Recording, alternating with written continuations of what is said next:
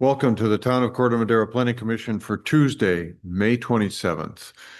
Please call the roll. Commissioner Bandel? Here. Commissioner Kenny? Here. Vice Chair Rizzo? Here. Chair Chase? Here. And Commissioner Beshoyer is attending remotely due to illness, and so we're going to promote her to panelist so she's able to participate. All right. Just a minute on that. Thank you. That's great. So there she is. Join me in a salute to the flag, please.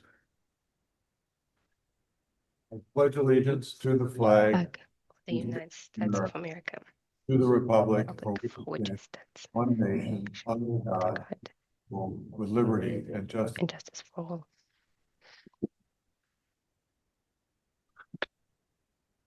Thank you. All right. So at this time in every meeting, we open it up to a public comment for that which is not on tonight's agenda. So if you have something to speak about, which we're not going to talk about later, you have 3 minutes to step up to the microphone. Is there anybody that would like to speak about something else tonight in the room? I don't see any hands raised. Do we have anyone online, Claire, for this?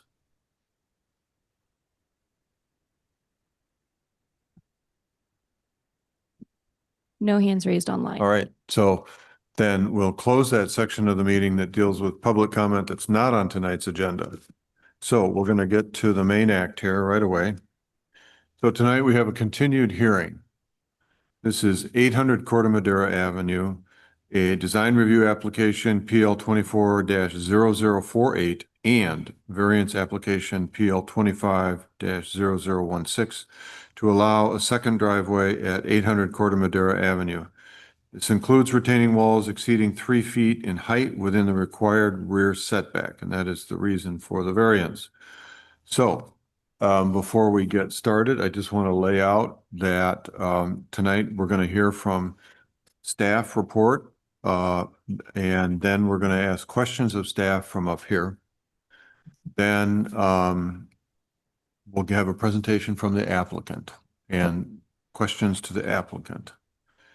After that process, we'll get into public comment, and then we'll bring it back to the dais to discuss it. So that's our basic timeline. I anticipate, given the number of people here, that we'll probably have a break at some point here.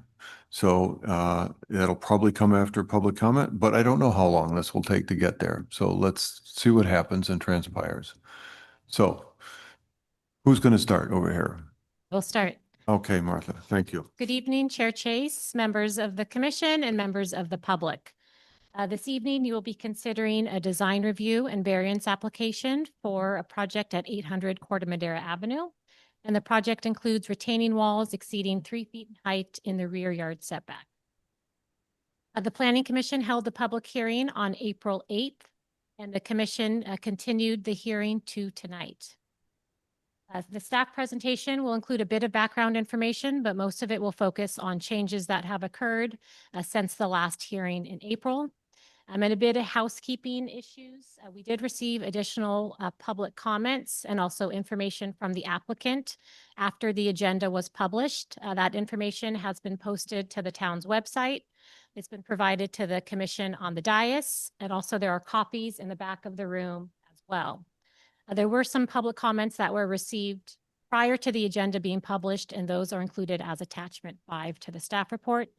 And if anyone in the audience needs copies or would like a link to where all this information is on the website, you can email public comment at cortemadera.gov, and then we will email you a link to that information. Next slide. So the proposed project includes construction of a second driveway. Okay.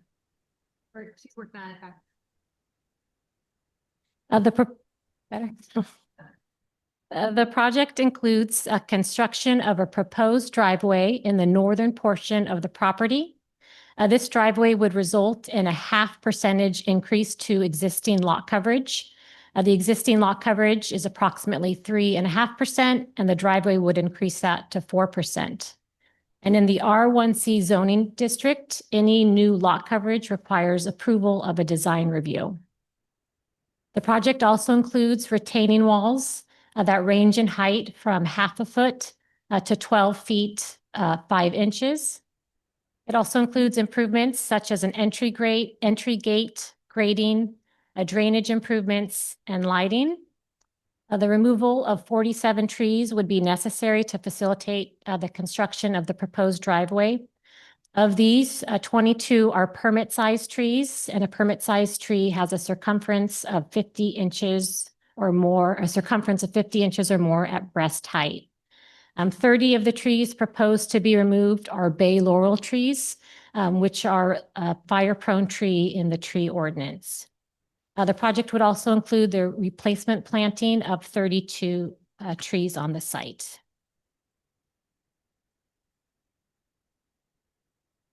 The project site is located at 800 Corte Madera Avenue, as shown on this slide. The project has a general plan land use designation of open residential, and it is zoned R1C. It is also within the Hillside Land Capacity District and within the Wildland Urban Interface. The property is irregularly shaped and is just under 11.5 acres. The property is situated in the southwestern portion of Corte Madera Avenue near the border with Mill Valley. To the south, the site adjoins the Alto Bowl Preserve, which is a hilltop area with public trails. And residential properties are located to the north of the site on Chapman, Sausalito, and Alta Terrace.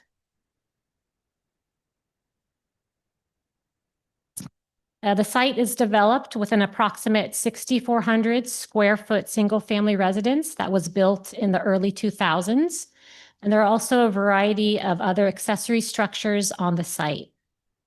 Access to the buildings are provided from an existing driveway off of Corte Madera Avenue, and no modifications are proposed to any of these existing structures as part of this project.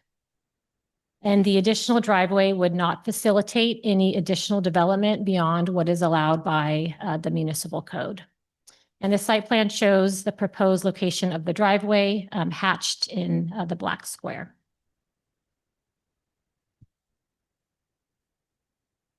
The proposed driveway would begin at the end of the hairpin turn on Alta Terrace and would extend upslope to the existing rear service road on the property. The picture on the left shows the view from the bottom of the driveway, and the picture on the right shows the view from the unimproved right-of-way. A portion of the driveway is located within the town right-of-way. The town would retain ownership of this right-of-way, and the draft resolution includes a requirement that a license agreement be executed between the town and the applicant for the proposed improvements in the right-of-way. Next slide. The Planning Commission held a public hearing on April 8th. 14 individuals provided in-person public comments, and all of the commenters expressed concerns or objections to the project. Common issues that were raised by the neighbors included increased traffic on Alta Terrace, the tree removal and the potential for erosion, emergency access impacts, construction-related impacts, including damage to the roadway, an opposition to paving a path currently used by the neighbors, and many commenters questioned the necessity of the proposed driveway. And one individual provided comments remotely in support of the project. Most commenters also raised concern that the project would generate additional vehicle trips on Alta Terrace, which is a narrow roadway. And while Alta Terrace is not suitable to accommodate a large increase in traffic, staff has determined that the increase will be insignificant if the driveway use to 800 Corte Madera Avenue is limited to 800 Corte Madera Avenue residents. And the project conditions of approval include this limitation. And this is condition of approval number 26 in the draft resolution. The applicant has revised the construction management plan, and I know this is impossible to read the text on there. The changes to the construction management plan include additional clarity on the construction timeline, staff parking, and a schedule for each phase of work. The project is expected to take approximately 36 weeks, and the updated plan includes such things as designated material storage, truck haul routes, and the type of equipment that would be used at each phase of construction. All construction workers would park on site at 800 Corte Madera Avenue, and the construction staff would access the site from the existing driveway on Corte Madera Avenue. Additional details on the construction plan are available in the project plan set, which is attachment 10, sheets C1 1A and C1 1B. And the applicant can speak further about this if there are any questions. The revised plan also includes additional information to the proposed drainage improvements. As required by local and state regulations, all stormwater from the project would be treated on site before being conveyed into the town stormwater system. Surface runoff will be directed to drain inlets and also to subterranean pipes. And the civil engineer is in the audience and can answer any specific questions on the proposed drainage improvements. The project proposes 32 new trees. These consist of a variety of species, sizes, and quantity, and it's shown on this table. 10 of the trees would be planted in the same area where the driveway is proposed. An additional 22 trees would be planted in the western portion of the site. The proposed species, quantity, and sizes were reviewed by the town's consulting arborist, as well as the Central Marin Fire Department. The landscape plan has been revised since the April hearing to include a larger tree sizes. Trees planted in areas that are not steeply sloped will be increased to 24-inch box tree sizes. And all of the coast redwoods have been changed from a 15-gallon size to a 24-inch box size tree. And a new condition of approval was also added to require vines be planted on any retaining walls that are visible from any right-of-ways. And that's condition of approval number 15.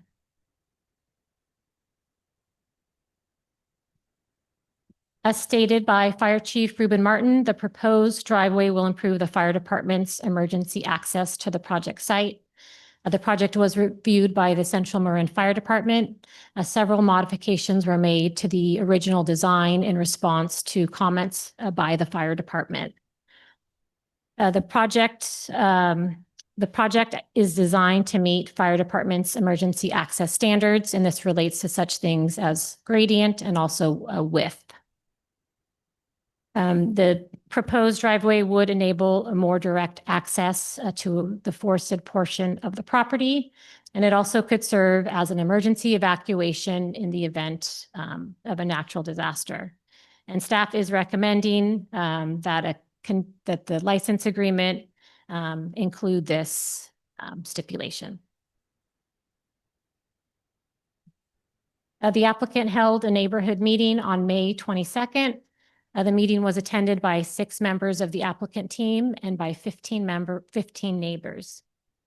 The applicant provided exhibits to the neighbors, which included topics such as the existing fire hydrants on the site, the proposed trees to be removed and their overall health, the construction management plan, the drainage design, retaining walls and vegetation, and also on implementation measures that have been previously implemented at the project site. The applicant also provided instructions on how to make changes to Google Maps and Waze. The exhibits were included as attachment 8 to the staff report, and then a summary of the neighborhood meeting was included as attachment 9 to the staff report. Staff recommends that the Planning Commission approve the draft resolution, which is included as attachment 1 to your staff report. Adoption of the resolution would approve the major design review and variance application to allow for a secondary driveway, including retaining walls exceeding 3 feet in the required rear yard setback. The draft resolution includes a discussion of both the design review and the variance findings. And RJ Suko, the Public Works Director, is participating remotely via Zoom if there are questions for him, and I'm also available for questions as well. Okay, so that, we got volume. That concludes your staff report at this time. Thank you. All right, so with RJ in the background and Valerie in the background, we're going to start with questions from the commission to staff. So after visiting the site, and I think everybody here did, I'll start with you, Margaret, for your questions with staff, for staff at this point. So my question, wow. It reverberates. My question is for Anne, the attorney. Could you address the issue of the idea that it's taking of public property for private use, or it's a taking? Well, in the usual sense of taking, of course, one is referring to the government agency taking private property. So we have to divorce that notion. Obviously, that's not what we're talking about Right. here. Okay. But neither is the town proposing, or is it proposed that the town give the applicant this private property? If the town approves it, it will be a license to perform and an encroachment permit to perform certain improvements in the right of way and to keep some of those improvements permanently or semi-permanently in the right of way. The license agreement imposes certain conditions, one of which is standard that they remove it upon request and restore the land to its previous condition. So there's really no property right being given away. It's just permission to use it for so long as we see fit. So does it go without saying that once they're given permission to use it, no one else can, or? Oh, no. No. The public is, we're not privatizing the land. We're allowing them to alter it for certain purposes. But people can still walk back and forth and over the new road, just as they do now. Thank you. I don't have any other questions. Okay, thank you, Margaret. Valerie, if you can respond with any questions you have for staff at this point?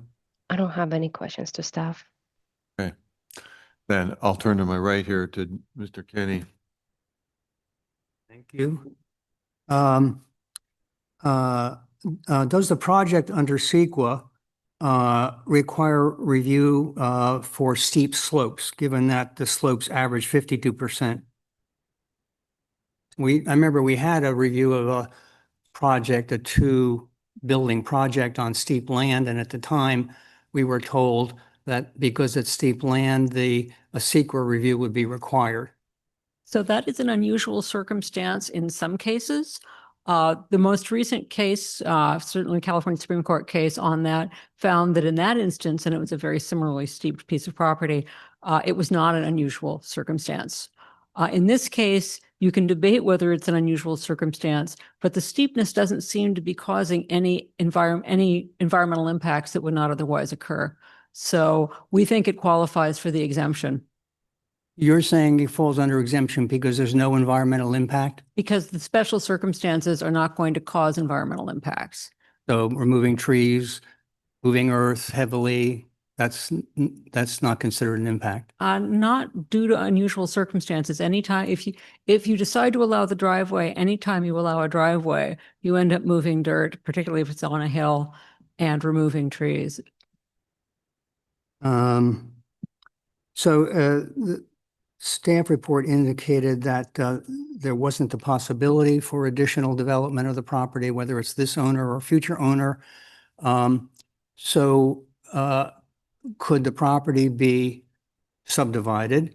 What about a lot split? What about accessory dwellings? And what about SB 330? So this driveway will not create a new opportunity, or need not, I should say. They currently could do an SB 9 lot split and a 2-unit or a 2-unit SB 9 development. They currently could do a 330. No, they can't because of the zoning, excuse me. No, they can't. But SB 9 would be available to them anyway. Now, you could say that it is now safer for them to utilize SB 9 because of the new driveway. But if you choose to restrict the use of that driveway to occupants of the current residence, that would no longer be the case. So I agree with staff, planning staff, that it doesn't really increase the development. What about accessory dwellings? If you do a lot split, each one could then have two accessory dwellings. That would be six additional residences. They can do that now without the driveway. And correct me if I'm wrong, if it's an SB 9 lot split, you're limited to a total of 4 units spread Right. across the 2 parcels. So it would be a total of 4 units. That's correct. If there's, I'm sorry, I should have mentioned that. In the case of an SB 9 lot split, the ADU option really doesn't apply. You have to proceed with your 2-unit development under SB 9 rather than, excuse me, you cannot get both the 2-unit development and the ADUs. You have to choose. I'll just add one more thing. The existing property does have a detached ADU on the property. The construction impact, it's suggested that it's 36 weeks. It's about 9 months. The stipulations say that construction exclusion from October 15th to April 15th without special authorization. So I would like to hear from town engineer, given the steepness of this site. I don't understand how this could be done in the rainy season, which would mean that it's really not that many months of construction. If there's 6 months in the winter, you can't build. I'm happy to take that. Can't- You Yeah. gotta turn your volume up, please, RJ. Sure.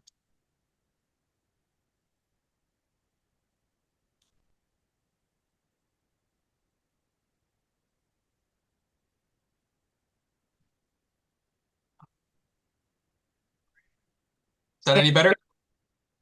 Great. I wouldn't look at, there's a lot that's feasible in this world.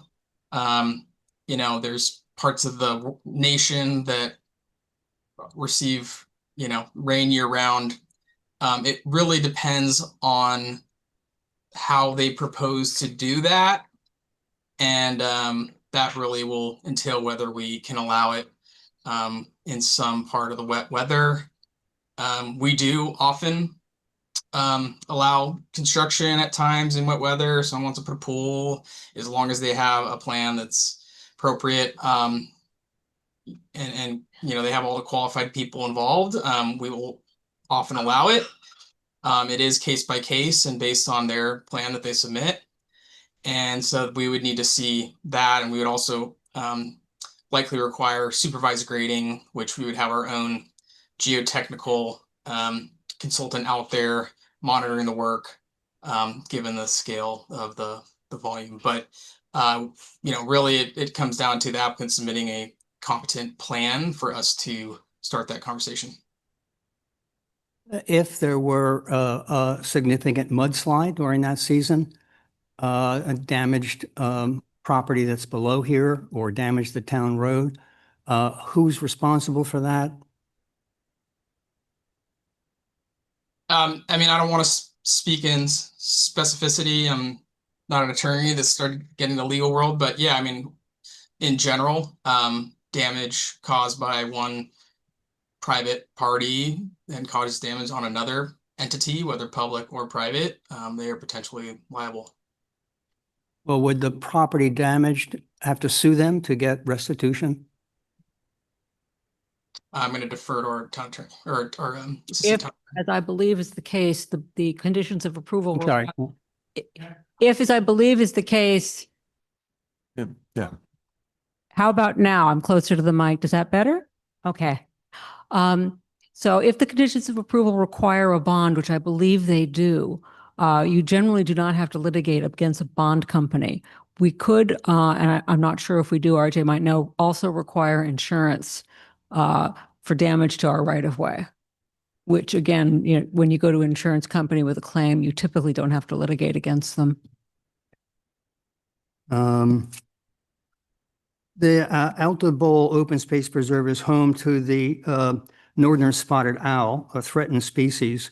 We in the Hidden Valley NRG every spring receive notices with regard to minimizing any noise during mating and nesting season. So that would include leaf blowers, chainsaws, and so forth. So I'm wondering how the town has, staff has addressed that impact.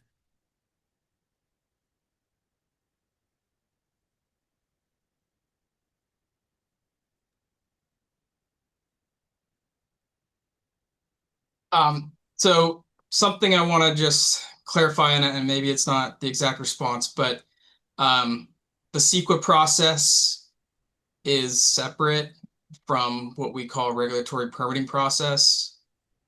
So if it is believed that there is a endangered species within the tolerable, areas, they would have to perform measures and either confirm that they're not and or Determined that CEQA was not required here. So no, and that's why I'm clarifying. So CEQA is not required, but that does not alleviate them of regulatory permits where they're required. I don't think that's answering the question. There is a condition of approval that requires wildlife survey prior to any work commencing. It's condition of approval number 9. A pre-work wildlife survey is required and must be conducted by a biologist prior to any work. And it's required to be submitted to the town prior to issuance of a building or a grading permit. Commissioner, that if we had performed the CEQA review, we would have imposed exactly that mitigation measure. Yeah, but the wildlife survey sounds like it's on this proponent's property, not on the Alta Bowl. I believe that's correct, but isn't that what we're concerned about is? No, they're nesting in adjacent property. And that's the notice that everybody in Hidden Valley NRG gets every year during the nesting season, to not use leaf blowers, to not use chainsaws. So clearly the construction is going to provide a lot of more noise than that. I'd like to comment on that. So we would require that the construction and project as a whole be reviewed as part of that biology report, regardless of where the construction is happening on the property. There are certain buffers and tolerances that need to be adhered to. This is the same as what we do on many of our projects, so we are familiar with this procedure. They would need to hire a qualified environmental consultant to do those nesting surveys where required and submit a report, and we would review it and or have a third-party environmental consultant review it on our behalf.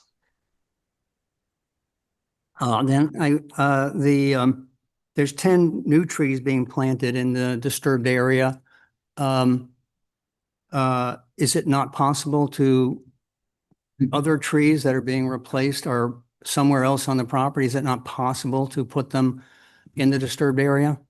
It was felt by the arborist and also by the fire department that there was not room for additional trees in that area because of the proposed driveway improvements. And that 10 trees was really all that could be accommodated with healthy tree growth. So that's why another area of the tree was identified for additional replacement planting. Okay.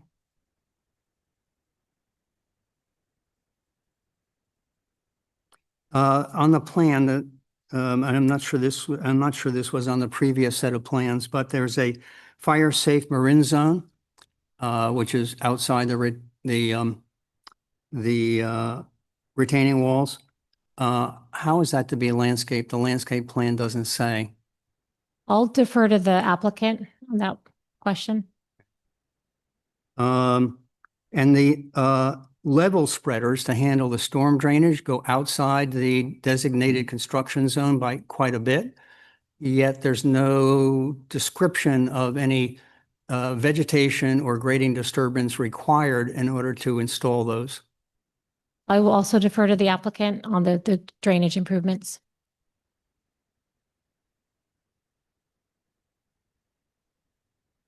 And then preliminary construction staging plan C1.1A.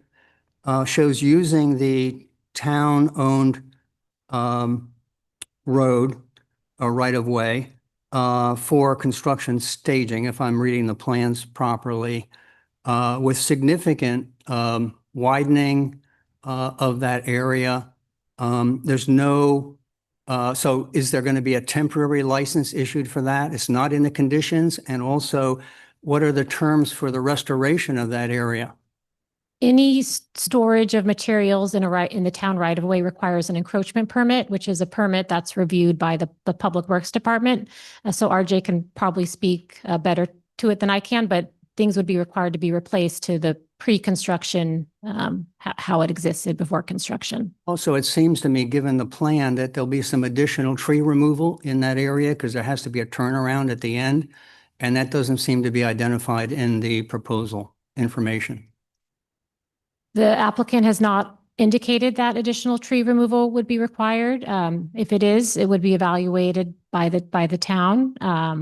But So we don't have well, maybe they could respond to that as well. Okay, that's it. Thanks, Peter.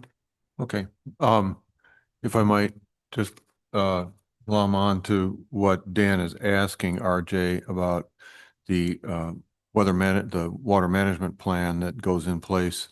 Would you describe how that gets evaluated for competency and under what conditions you do allow work to proceed in the wet weather or not? You know, I've seen all of the above. Yeah, so they'll likely need a grading permit and an erosion sediment control permit. Given the volumes of cut and fill, we can likely require supervised grading, which means we get to bring in a geotechnical specialist that we pick, someone that we trust to watch all the work and ensure that it goes smooth. And furthermore, yeah, they need to submit a plan with, qualified and competent people, and they need to stick to the plan. And if they don't, then it gives us avenues to stop the work, rescind permits, etc. We do from time to time allow work to happen in the winter, but they need to be prepared to handle those flows, and so we can have it properly engineered so that it can be built as such with those conditions in mind. Okay, thank you. I'll turn to my left here to Mr. Rizzo. Your questions for staff, I guess. I have a few. On the driveway, if the driveway didn't have a 3-foot retaining wall, or is any resident allowed to build a driveway in their backyard if it's under 3 feet with no retaining wall? Driveways are evaluated by our Public Works Department, and there are other properties that have multiple driveways or that apply to expand an existing driveway. And most driveways in Corte Madera, a portion of the driveway, it's not uncommon for that to be in the town right of way. So what's requiring the license agreement in this case is the improvements such as the retaining walls. Mm-hmm. And then there's some, improvements that typically, go kind of above what a more typical driveway is, for the grading and associated improvements. So it's not atypical for a driveway to encroach into the public right of way. I know I've been involved in a few projects where encroach 20, 30 feet into the public right of way. It's not atypical. And RJ, I'd like to comment on that. I mean, it's actually more typical that a portion of someone's front yard, driveway, pathway that connects to the street is in the public right of way. It's not something that everyone is aware of, but it's very common for the actual private property boundary that parallels the street to be 5-7+ feet behind the either sidewalk or edge of pavement. That's kind of the most common case you see, not just in Corte Madera, not just in the county, but really across our nation. So Mm-hmm. Okay. Um, Another completely random question. Has the town ever explored how to mitigate some of the traffic on the mapping applications? It seems like the congestion that happens during rush hour through Waze and all the mapping programs. Have we ever had a discussion with them to try to talk to them about how much of a hazard it's causing? Um, that question has come up from time to time. And we've heard through our traffic consultants that's kind of a one-way conversation. You can write a letter, but it doesn't mean they're going to change anything. On the section of Alta Way, recently we did reduce the speed limit down to 20 miles per hour in response to complaints by the residents, or sorry, Mhm.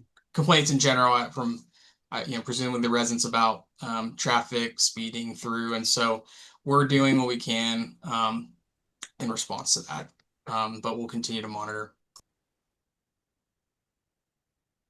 That's all I have, Peter. Thank you. Oh, okay, thank you.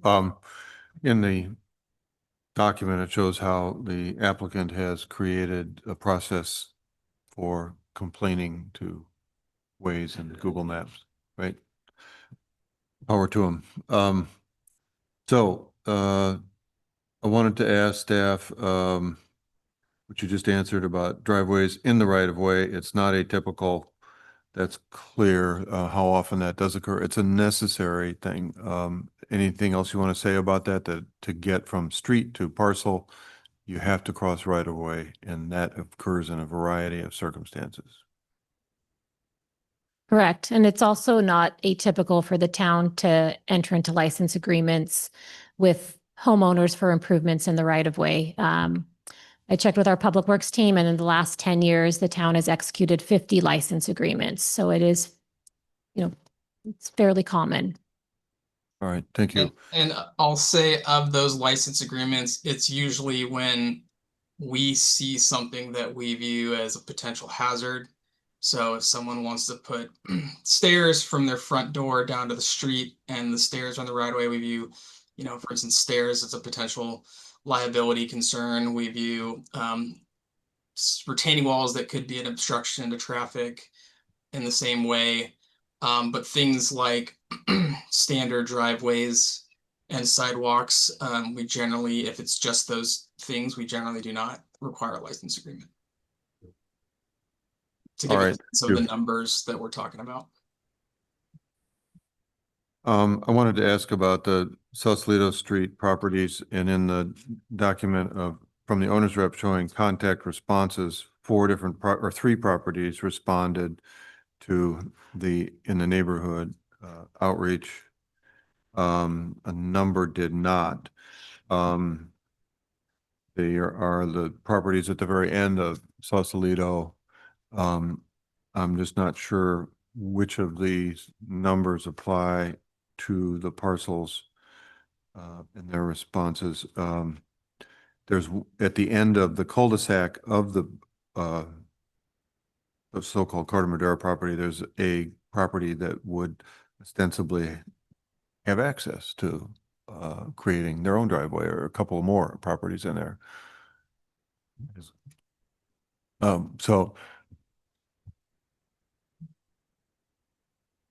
It's pretty loud, but we'll speak up more. Yes, okay. That document was prepared by the applicant. So those were individuals that they tried to contact and walked around the neighborhood. A notice was also sent to everyone within 300 feet, which would have included those properties on Sausalito. Okay. Then we'll get clear with the applicant about those properties. I have a few questions for the applicant, but staff would know if the proposed concrete texture has been defined on these retaining walls. Is it just plywood forms or board form or anything? It's just standard concrete, but as far as how they're pouring it, they can answer that. It's Okay. nothing special. For RJ, there is one slide that shows the end of town property and the start of private property on Alta Terrace. There's been a number of comments about where the town said they wanted to do improvements and then said, no, we're not responsible for that. Can you clarify that or make sure that we all understand where the dividing line is? Yeah, and thanks for bringing that up. So I know this isn't maybe intuitive to everyone. There's public right of way, which is a term that we use that basically there's no it's land that is given to the public needs. That could be public utilities, that could be public roadways, other things. If you were to go on our kind of regional GIS program and try to click on a public right of way, you're not going to get a parcel number, you're not going to get an owner listed. Whereas on private parcels, you will get a parcel number and a property owner listed. But what I wanted to further clarify is the portion that is uphill of the hairpin turn is still public right of way. It is just a privately maintained roadway surface. And that basically means that at the time that those homes were built, it was decided by the town that the roadway itself would be privately funded and maintained. And we do have, a dozen of those in town. And, I can't speak to the exact reasons why it was decided as such, but it's still public right of way despite the pavement and the roadway being maintained privately. Okay, so the line drawn on the photo represents the end of public road to private road, but the public right of way continues up there on the private road area. Is that the? That's correct. And also, in essence, that private road is also on public right of way. So it's, in some ways very similar to the driveway. Okay. Any other questions at this moment for staff? Dan? Okay. Valerie? Yes, I have one. There are gates at the end of that public right of way that it wasn't very clear who is it maintained by. So I just wanted to clarify that. And they were locked as well at the time when I was doing the site visit. Is it something that neighbors have access to? Or is it something that the private owner has a key? Who's maintaining that and who's maintaining that little property that is behind the gates? The existing chain link fence was put up many years ago by the town, and I believe the reason why is because people were going back there and causing a disturbance. So it was installed by the town. The property owners at 800 Corte Madera Avenue do have a key to access the back portion of the right-of-way, of the unimproved right-of-way, but it's not accessible to anybody else. Is it something that will be accessible after this project is done? Is it because right now it seems like there is a very short path to go through this public right away, and it's not really being utilized properly. So are there plans to open that up for the neighbors, or it will be staying locked due to the disturbance? That's not something that's been discussed. RJ, I don't know if you would have. Yeah, I mean, I would say, and then I'm kind of just, I don't know, I guess speculating what I believe is what I've heard from staff who've been here for a long time is that, juveniles were going back there and, having parties and other things. And so it disrupted not just the neighbors of 800 Corte Madera, but downhill. So, but if everyone thinks that's no longer going to be an issue, I mean, the town doesn't have an issue with opening it, but I wouldn't be surprised if in due time that, that causes a disturbance again. But we don't have a strong stance either way. If the neighborhood wants it open and wants to give it a trial, I don't, doesn't doesn't bother Public Works. But it was put in for a reason, and the reason was to kind of respond to the community requests. Thank you.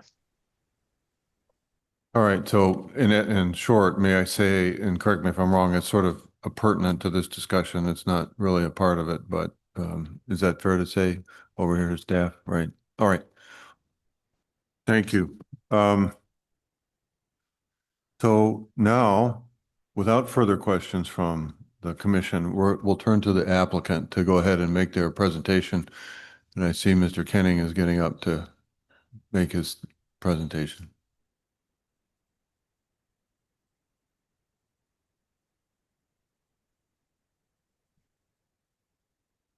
Good evening, Chair, members of the commission. I'm Sean Kennings, LAK Associates, planning consultant for the applicant. Thanks once again to Martha and the staff for all the work that they put into this. It's been a long process. I'm going to quickly go through what we heard last meeting, how we responded. I do have a quick presentation, which is really just a rehash of what we spoke to the community last Thursday. In addition to some photos, and we made a photo simulation for Commissioner Kenny that hopefully sort of addresses some of the concerns that you've had about the visuals. So at the April 8th hearing, we heard effectively 13 things that we responded to. The plans before you today are largely the same set of plans that the project was submitted. There are some updates, notably to the construction management plan, the landscape plan, the drainage plan. We installed story poles at your request. Those story poles were surveyed, verified by a surveyor. We strung wire, green line, orange flags. And in fact, I believe at one of the commissioner's requests, we put bands around the trees that would be removed so you could readily understand which ones were being removed for the project. We included 5 different photos, 5 different views to the site from throughout the community. And again, we endeavored to create a visual photo simulation that hopefully we'll be able to show in a little bit.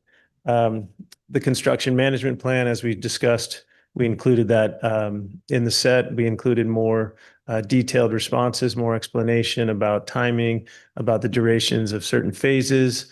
And notably, we talked about where construction vehicles will be parked, how they'll be parked, not on the site during the duration of the project, and trying to limit the amount of truck trips per day. And again, importantly, there's always going to be a construction manager with a 24/7 hotline where members of the community, the town, whomever may able to call and discuss road closures, deliveries, and those things. Again, this project is supported by the fire department. We believe there is an enhanced fire safety aspect to this, vegetation management and emergency evacuation routes. The landscape plan, again, we updated it to include those 24 box size redwood trees, again, in consultation with the town's arborist and the fire department to make sure that we're not overstuffing the site using the appropriate varietals.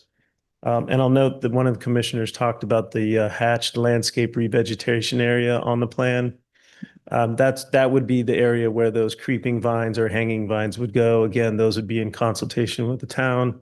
They'd be native species, try to reduce the fire load, but also provide for screening. There's an increased drainage plan that you've spoken to that, again, any drainage plan that gets submitted to the town as part of the building permit has to be stamped by our licensed civil engineer, has to be stamped by the town's consulting reviewer. Typically, we use no net new runoff, meaning that the new impervious surfaces have to be treated on site before they disperse off site so that there's no excessive drainage. And I think it's important to note that all of these things, whether it's the construction plan, the contractor who's building it, the town's reviewing engineer, our engineer, these are all professionals, and their licenses are all important to them. And so work that they do, that they stamp, and that they build in the field is going to be to their professional ability, such that if there's a failure or there's too much water runoff or there's a soils issue, none of the individuals included in this project want to go through that. Speaking to that, we do have a soils report that will go with the construction plan, the grading plan, the structural engineering plan for the walls that will be peer reviewed and submitted to the city or to the town as part of the grading and building permit. We did hear about lighting at the last meeting. It hasn't really come up since, but obviously all lighting will either be downcast or dark sky compliant. Importantly, Alta Terrace will be video recorded prior to construction. We're going to ensure that any conditions pre-construction will be returned to those conditions after construction. And as noted, the applicant will bond against those construction activities. Before we get into the outreach, I just want to note that looking at alternative locations for this driveway or enhancing the existing driveway either proves more cost prohibitive than the proposed project, or it doesn't achieve the primary purpose, which is a secondary access off the backside of the property. And then lastly, we had our public outreach hearing. At your request last Thursday, we heard the same comments. There were some new comments. We did our best to address them to our ability. And again, I'll go through really quickly. This was the attachment that we submitted that the neighbors were able to see, and they've had it for the last 4 or 5 days. So hopefully, if they have questions, we can answer those. Next slide. This slide generally just shows that if the applicants leave from their Corte Madera entrance in order to get to Sausalito Street, they're driving through Alta Way, which is something that the neighborhood does not want. Obviously, the driveway off the back would allow them more direct access to Sausalito. Next slide. Again, this is a unique site in Corte Madera. It's a large property. Not many properties have the same condition like this one that would allow or even have the opportunity to have a second driveway. Next slide. This exhibit shows the widths of the loop driveway and in their location. Again, in order to upgrade this driveway for the purposes of enhanced circulation or enhanced emergency access, it would be extremely cost prohibitive, grading and drainage requirements, tree removal. This slide also shows there are 3 fire hydrants on site for firefighting activities. And you can see the amount of linear footage that would be required to upgrade this driveway as opposed to the blue at the top of the plan for the proposed driveway. And again, this doesn't, if we were to improve the loop driveway, it doesn't achieve, which is one of the primary goals, which is access off the back of the property. Next slide. This slide is explaining the trees as reviewed by our arborist and peer reviewed by the town's arborist.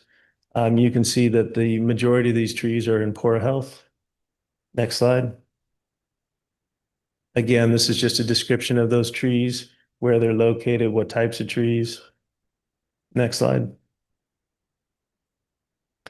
This is the construction management plan that was included in the plan set, showing you areas for material storage, where construction vehicles would be parked, where the contractors will be parked. It goes in concert with, next slide, please.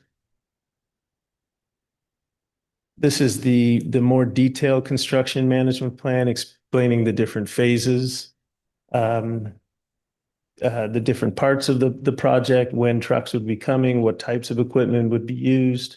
And you'll note that there's an asterisk next to a lot of the equipment notations, explaining that this equipment will not be stored on site for the full duration of the project. And that was something we heard from the community, having large construction vehicles there parked in their purview. Next slide, please. This is that drainage plan that we discussed. Commissioner Kenny asked about those lateral spreaders. Our project engineer, Mike Hastings, is here to answer any questions that you have specific to those issues. But again, the purpose of a drainage plan would have no new net runoff off the road, so it's treated before it leaves the site. Next slide. These are what 24-inch box trees look like. A larger varietal will provide more screening. On the right there, you see a climbing fig. It's a native species that we would propose on the walls as required. Next slide. This was a slide that Lorelei provided showing that currently the access around the hairpin turn on Alta Terrace between the private and the public portions of the road, it's very constrained. You can see that some of the redwood trees have shown injuries from trucks hitting it. So as part of this application is to widen that apron for better circulation. Next slide. This slide is just speaking to the fact that if you have vegetation management on a heavily wooded site like this, you're going to have a better fire response. Next slide. Again, this is speaking to the fire safety measures by improving this apron. It's going to provide for better circulation. Next slide. And this is talking about evacuation routes. And it's important to note, and I think Chief Martin talked about it at the last hearing, that in the event of a catastrophic hazard event, the fire department would use this driveway to evacuate people from this area. Without a doubt, they'd want to use this to get out, depending on what the evacuation routes were at that particular time. Next slide. So these are the 5 images that we prepared. This is showing from sort of the project entrance right at Alta Terrace, looking south. Next slide. This is higher up from Alta Terrace. This is on the privately maintained portion. You can see where the beginning of the retaining wall is there for the widening of the apron. Next slide. This is at the intersection of Madrono and Sausalito. And if you, looking up from the site, and I'm assuming some of the commissioners went up there this weekend, it's almost impossible to see the project. Next slide, please. This is from farther down. It's not Madrono, but again, you can't see the site at all. Next slide. And so this is like the most interesting sort of direct view of the site. This is the intersection of Madrono and Fairview, looking at it. And this is we put together, if you go to the next slide, this is a photograph I took over the weekend. It's hard to see. It was hard for me to see it when I was out there. It was hard for me to see it in the picture. But right in the middle of the site, you can see where the story poles are there with the flags. Sort of right in the middle, you can see a little wooden stake with a orange flag. So if you go to the next slide, we worked on this today to show effectively you'd see portion of the wall through areas where the vegetation was removed. We'd do our best to hide that or screen it with vegetation, climbing vines at the bottom, creeping vines at the top, and then planting California buckeye in the areas where trees moved in between the walls. And then I think I have a couple more slides. This is the information that Lorelei provided, explaining how if you want to edit Google Maps or ways to make complaints such that folks don't use your neighborhood to drive through. So that concludes my portion of the presentation. Again, we have members of our project team here. We have Lorelei Cuddle, who is the owner's representative. She did all the outreach. She's compiled all that in your packet, reaching out to neighbors, putting their responses. She continues to be the point of contact. We have Mike Hastings, civil engineer from Sherwood Engineers. We have Mike Houts, project manager for Red Horse Constructors, who can speak to the construction management plan. And we have Len Rifkind, our land use attorney, to speak about any of the potential issues with encroachment permits or access, anything like that. I also believe our arborist is on the Zoom if you have any questions specific to the arborist. Okay, thank you. Go ahead. One more thing, One please. final thing. I know I spoke for a little while. Just like to be able to reserve some time in case there's a rebuttal if we need to speak after the public comments. Yes, we'll make sure that occurs if. Thank you. But at this point then, because there's so much material here, I think we'll start with commissioners to ask you and whoever is appropriately respondent necessary to answer questions. So I will start with Valerie there in the imagery, see if she has any questions for any of you or your team.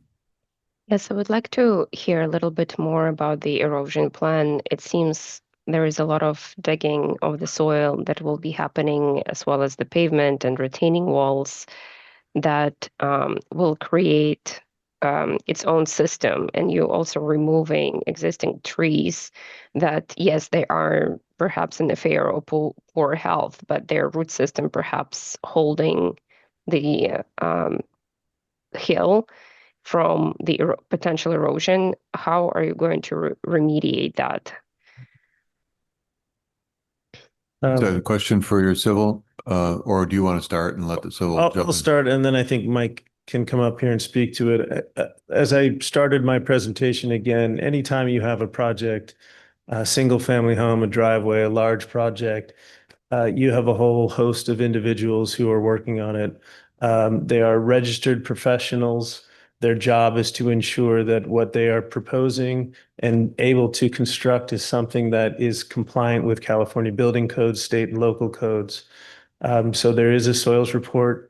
The soils report by RGH would dictate what types of cuts, what types of fills, how that engineered material is delivered, how it's compacted, what is the strength of the retaining walls. That is inconsistent with what the drainage plan would be. And again, that's our application. The town has their own peer review, has their own professionals who review that, ensure that these things will operate the way they are proposed to be constructed. And again, I think it was Martha or somebody spoke that there would be an engineer could be on site from staff to ensure that the construction is being completed the way it was put into the plan. Right. Thank you. And then another question is, why would you choose to go with the concrete blocking for the retaining wall, considering that the existing retaining walls of the house, they have a little bit more blended in, organically shaped look to, so the existing house has a retaining walls around it, and they are almost like a pebble-like large stones, and they're blending in seamlessly with the environment. And current design, as it stands, doesn't. Have you done any studies to use the same type of stone, or using the same language? So I'm going to ask Mike Hastings to come up and speak to that, and he can follow up a little bit on the construction plan. Hey everyone, Mike Hastings with Sherwood Design Engineers, the project civil engineer. With regards to the materiality of the walls, right now we're anticipating that it'll be board formed concrete. But as we progress in the design and hire a landscape architect, we'll look at that more closely and try to create some continuity with the rest of the features within the property. But right now we're holding for board form concrete. And is it something that you would be considering to change if we request that today? Yeah, absolutely. This was more of a decision of the civil engineer, so I think we'll definitely entertain any changes that are needed to be consistent. Right. And then another question is, have you done any studies to help with the heights of the retaining walls, to perhaps stepping them back, creating some planters in the bottom, so that it kind of takes away from that vertical height of the wall? Yes, we did. And actually the result is this pretty significant increase in the area of disturbance because of the slope of the existing, the existing slopes. So you'd have to kind of step that back for a fairly significant difference. And that ended up being more of an impact and potentially a visual impact than say to use planting it in front and a combination of planting it and vines. Would you consider using it in some of the portions that are a little bit more visible to the public? Yeah, I think we could consider that. However, I just want to reiterate that it would likely require removal of additional trees and just expand the area of disturbance. I see. All right. Thank you so much. No more questions. If I might glom onto that a little bit, so I think one of Valerie's questions was what necessitates the concrete wall in part. So that's a strength issue, or what is the issue requiring that concrete versus the other systems on the property? From a structural perspective, we did have our structural engineer review multiple options for that system, and the most stable option is to use drilled piers and concrete retaining walls with rebar so it's structurally sound, particularly at some of the heights that are proposed. Okay, so then to do as Valerie's suggesting, which is stepping up the wall, you have to go up and drill more piers up the hill, pour footings, and then, yeah, so That's correct. okay. So would the project be open to some kind of form liner or something else to put on the walls there to create a more interesting texture if so requested? Absolutely, that and the color of the walls too. It could be maybe a browner tone to blend in better. Rather than gray, right? Yep. Okay. Anything else, Valerie? Okay, I have no more questions. thank you. I'll go to Margaret over here. I think this is more a question for the planner or the attorney. Okay, throw it out. So there's been some question, I still have a question in my mind about private road and public road. And in the past, the citizens have had to chip in to maintain a portion of that road. So is the applicant planning to maintain that road now, or how is that road going to be treated? You're speaking specifically to the unimproved portion of the paper right-of-way? Yeah. So I would believe that they would maintain the portion that they develop. In this case, the retaining walls and the crushed gravel, compacted gravel. So that would be their responsibility. So what portion of the road was privately maintained or improved? If you guys pulled up that slide that we've Previously. looked at, that showed the line on the road where it went from the public road to the private road, I think it shows that the private road was above the site, if I'm not mistaken, to some extent. Well, it's private, but it's public. That we maintain for the public. Right. Okay. So is the applicant going to be taking over that responsibility? If you're suggesting the privately maintained portion of Alta Terrace beyond the hairpin turn, I guess so, yes. sort of uphill from the driveway, I'm not sure, but I would imagine that the applicant, as all homes that have connection to a private right-of-way, there's usually an agreement between the 5, 10, 15 homes, whoever it is, to maintain that driveway.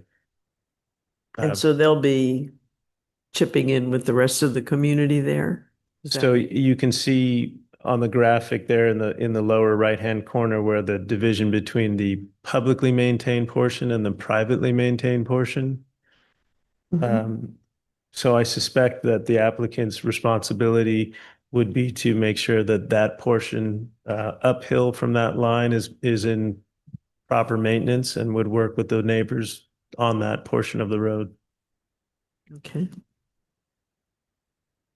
So what you're saying then is that if the impact of the project goes up the side there, past that line, which it shows it does, then they would maintain that portion of it because they've impacted that area.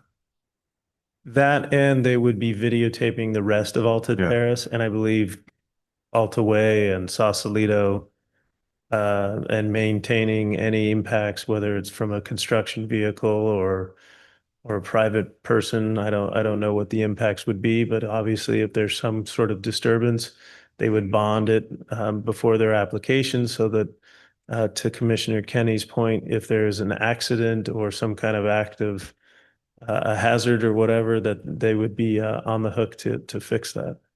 Well, I guess what I'm wondering about is not so much, I mean, I understand that they're saying they're going to take care of it during construction, but say if there's a very, very bad rain and the road is damaged in 3 or 4 years from now. Yeah, I think that's what I was alluding to earlier.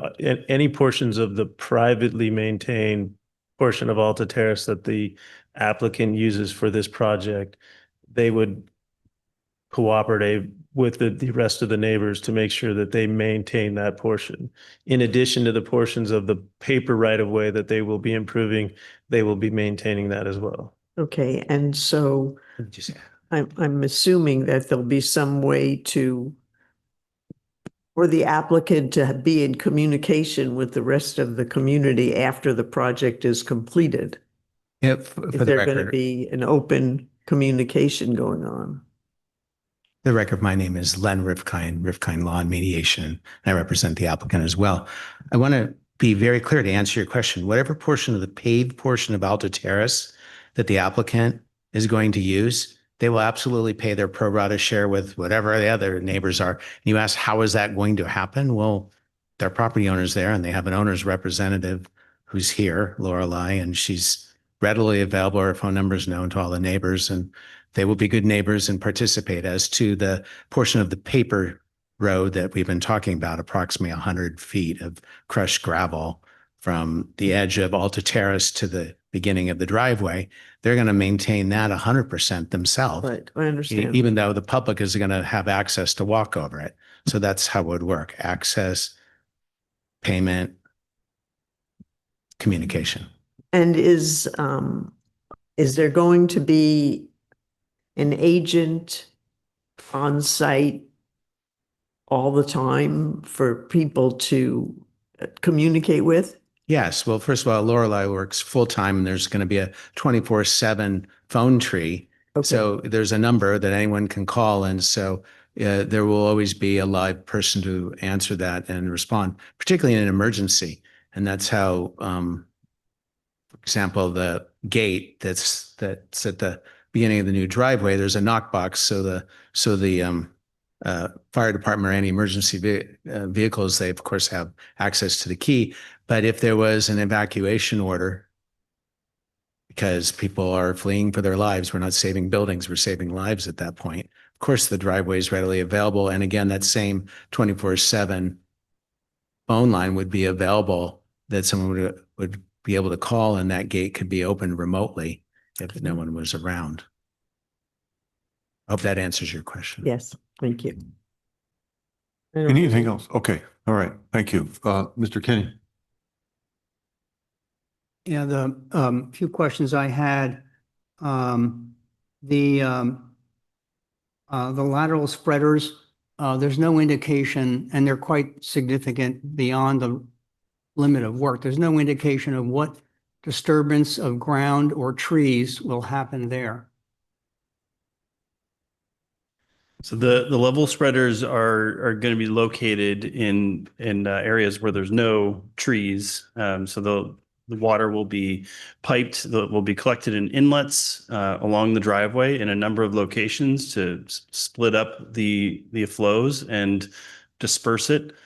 And then they'll be piped to the level spreaders, which are essentially just buried very horizontal pipes that allow water to spill out over top in a laminar flow manner and to avoid concentration. And that will spill down the slope from there, but in a way that is non-erosive. And so those are calculated to achieve flows that are non-erosive. You're saying there's no trees in where the pipes are going or where the lateral spreaders are, which are some look No, like no. 10 or 20 feet beyond the retaining wall? No, there are trees beyond it. There's there's trees along the entire slope, but the level spreaders won't directly interfere with any tree To roots. put them in, you'll have to take out some trees that are not identified so far, No, we'll be going around those trees. going around them. Yep. And what about the pipe that's channeling the water to the lateral spreaders? That pipe will avoid impact to the trees. And then in the construction plan, that's C11A, you're proposing to, well, Can you speak into the microphone there? Yeah. Oh, I have to look at the plan. yeah.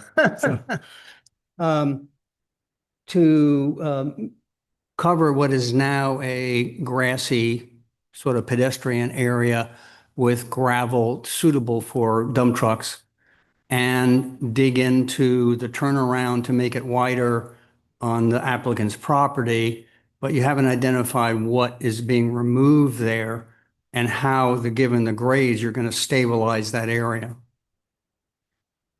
Yeah, that's something we'll have to look further into, but there is a hatching that's shown on that plan, which is the extent of where the surface will be hardened to allow for trucks to be able to park there. And if there's additional turning area that's needed, then the concept is to take a little bit of the slope away where there are no major trees or anything in the way. But that has not been fully designed to the construction level documentation yet. And then would you remove the gravel after construction Yes. and replant the native grass? We certainly could. Yep.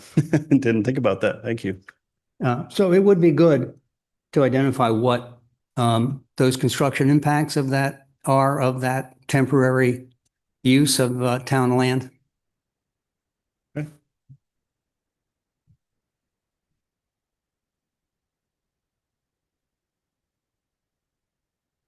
That's it. Thanks. Okay. So one of the things I think you're talking about is that the water management plan and some of the other construction permitting documents would help describe this further or not? Will it help clear up some of these vague points right now? Yes, application? sorry. The construction staging plan is a preliminary plan that we submitted just to show that there's thinking behind it, and further information will be developed, which is the typical process of the design, especially as we move towards building permit, and that's where it'll be much more specific. Okay, I'll ask you some other questions, but I'm going to turn to Mr. Rizzo here. Okay. I got a question just about the general layout. Did you guys ever explore a longer driveway to connect the existing garage, kind of working with the contours of the land and reducing the height of the retaining walls? Yes, we definitely did. And as I guess just past where there's the kind of sharper turn on the proposed driveway, the slope of the land gets quite steep, even steeper than it is on where we're proposing. Mhm. And that caused some pretty significant impacts for grading and retaining walls. But we looked at, I think, probably 4 or 5 different alignments Mhm. as potentials. And this was the best one that we identified. So the lower retaining wall would probably get larger in that case if they're steeper. Correct. Okay, and as far as construction, is the heavy equipment going to be limited to the weekdays? Yes. Yes. Okay. That's all I have. Thank you. Okay, thank you, Jim.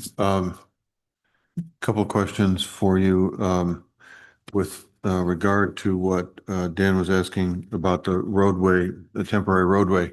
So you've got out to the end of the town cul-de-sac there where the fence is and you're using it for storage.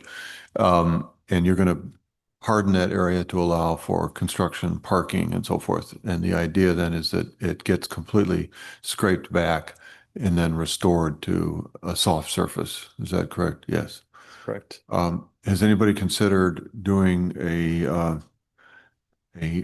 impact road that does not use road base or anything in that area? Being that there are roads that can be done with fiber reinforcement and so forth and covered in mulch and so forth, but it's heavy traffic that's going to be there. I'm just wondering if you'd considered another surface for that area, and you'll come back with a mulch that goes back over that surface when you're done. I think that's absolutely something we can consider. There's sort of a portion of that on the proposed driveway improvements. It's a geogrid cell is what it's called. And it allows for some, stabilization of the road and prevention of truck loading from impacting root systems. So that's definitely a system that could potentially be implemented. We can absolutely look at that. Okay. Can you guys clarify of the Sausalito Street parcels, how close to the end of it, those commenters, are on the list? I'm just not sure, looking at it. Okay, I see now, 440, they didn't respond. 444 didn't respond. 420 didn't respond.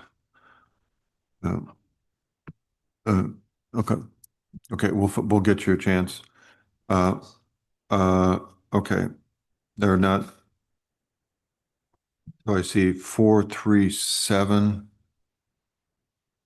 didn't respond. 410 did respond. 400 did respond. Okay. Got it. Thank you. I'm sorry. I should have seen that. Looked closely at that.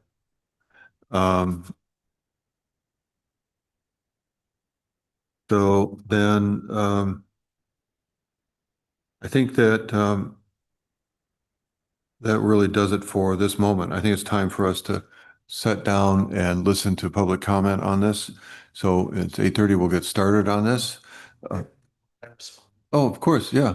Yeah. I'm sorry. I didn't know she had. All right. Great. Thank you. Thank you.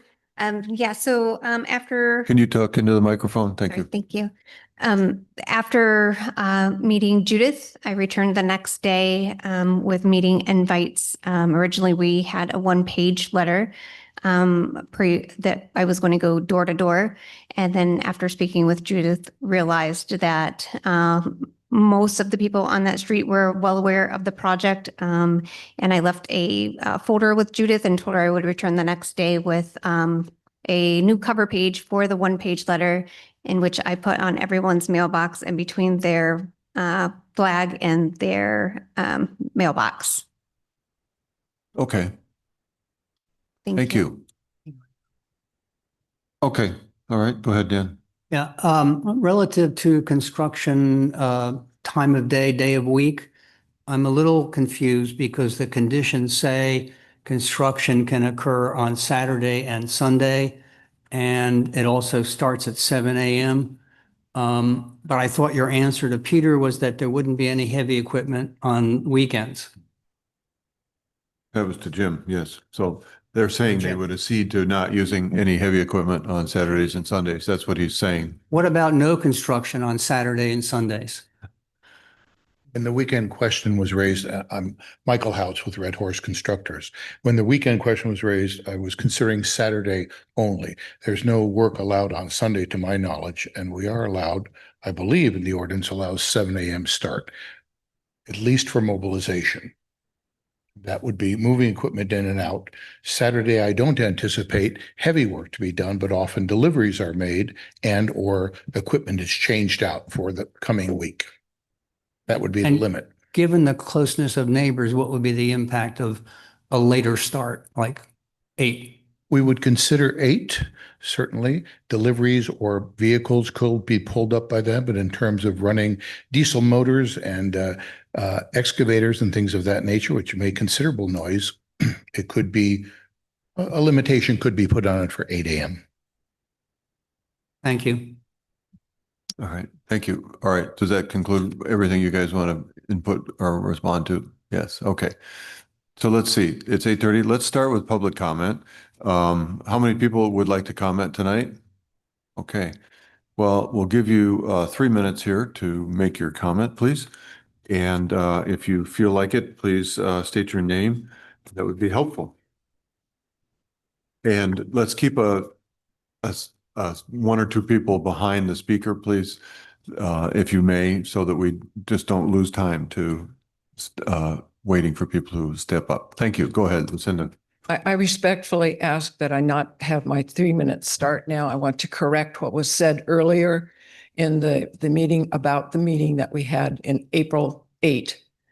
I did bring up, and it was not mentioned, that there were 2 existing roads that could be utilized to increase the access. There's 1 gate, there could be made another gate. The trees could come down because they're just eucalyptus, so there'd be far less tree removal in the wooded area. But that was not mentioned at all, and I take exception to that.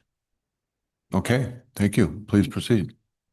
Okay, I have, many of the neighbors are here to speak on several of the topics that some have been covered and some have not. The privatization was covered. Construction to some degree, having it start so early is not acceptable. I just heard that now it's going to be using the entire Fire Road access for parking. Unacceptable.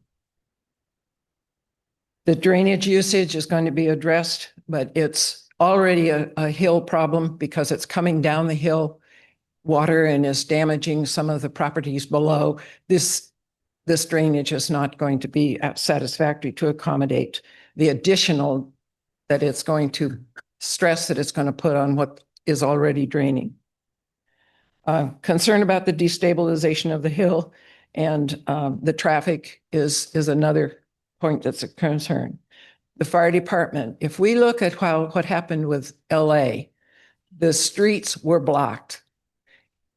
Great to have the fire access, but if they're blocked, they can't get there. And we're going to have over 80 homes trying to get down Sausalito Street or out to Corte Madera Avenue. There's inadequate notification to the neighbors. You have raised the sheet that was provided tonight.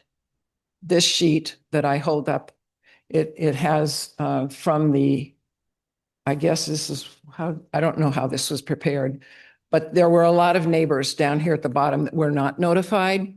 So how can they be involved? There's a lot of people that are just absolutely not been included that should be because they're all going to be impacted.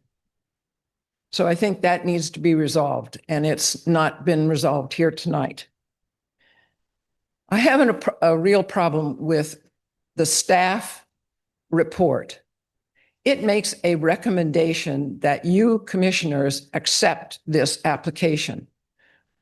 I think that is entirely the wrong approach. The staff should provide facts. The facts are what you then can ask questions and get familiar with the proposal.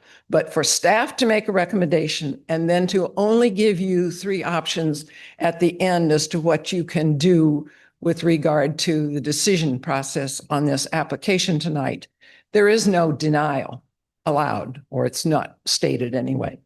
So I take great exception that the staff is recommending in this report that you accept this application. So I think that we haven't covered exactly, okay, I'm out of time, but it's been an area that we neighbors have utilized, feeling safe and secure to utilize, and it's being disrupted completely. And it's unfair to the many families that are in the area that are touched by this to satisfy the desires of one family. It's a need. It's not a need. It's not by the law. It's not necessary. It's just wanted. Thank you Thank very you. much, Lucinda. Okay. Hi, step right up. Everybody. My name is Carson Miller. I had the chance to speak here at the prior meeting and to be up at the flag unveiling on the hill. Just wanted to say, respect to all the folks who have worked on this. I work with some of them as landscape architect. All are, as stated before, professionals and good at their job. I would like to just hit a few points. Thank you for providing the civil pages. First one being that on the preliminary construction plan, there's asterisks provided. Those asterisks are for machines that are not supposed to be kept on site. That note has kind of disappeared from the document that we received up on the hill the other day. And I would like for that to extend to most things that are the size of a dump truck if a dump truck is listed here as not being stored.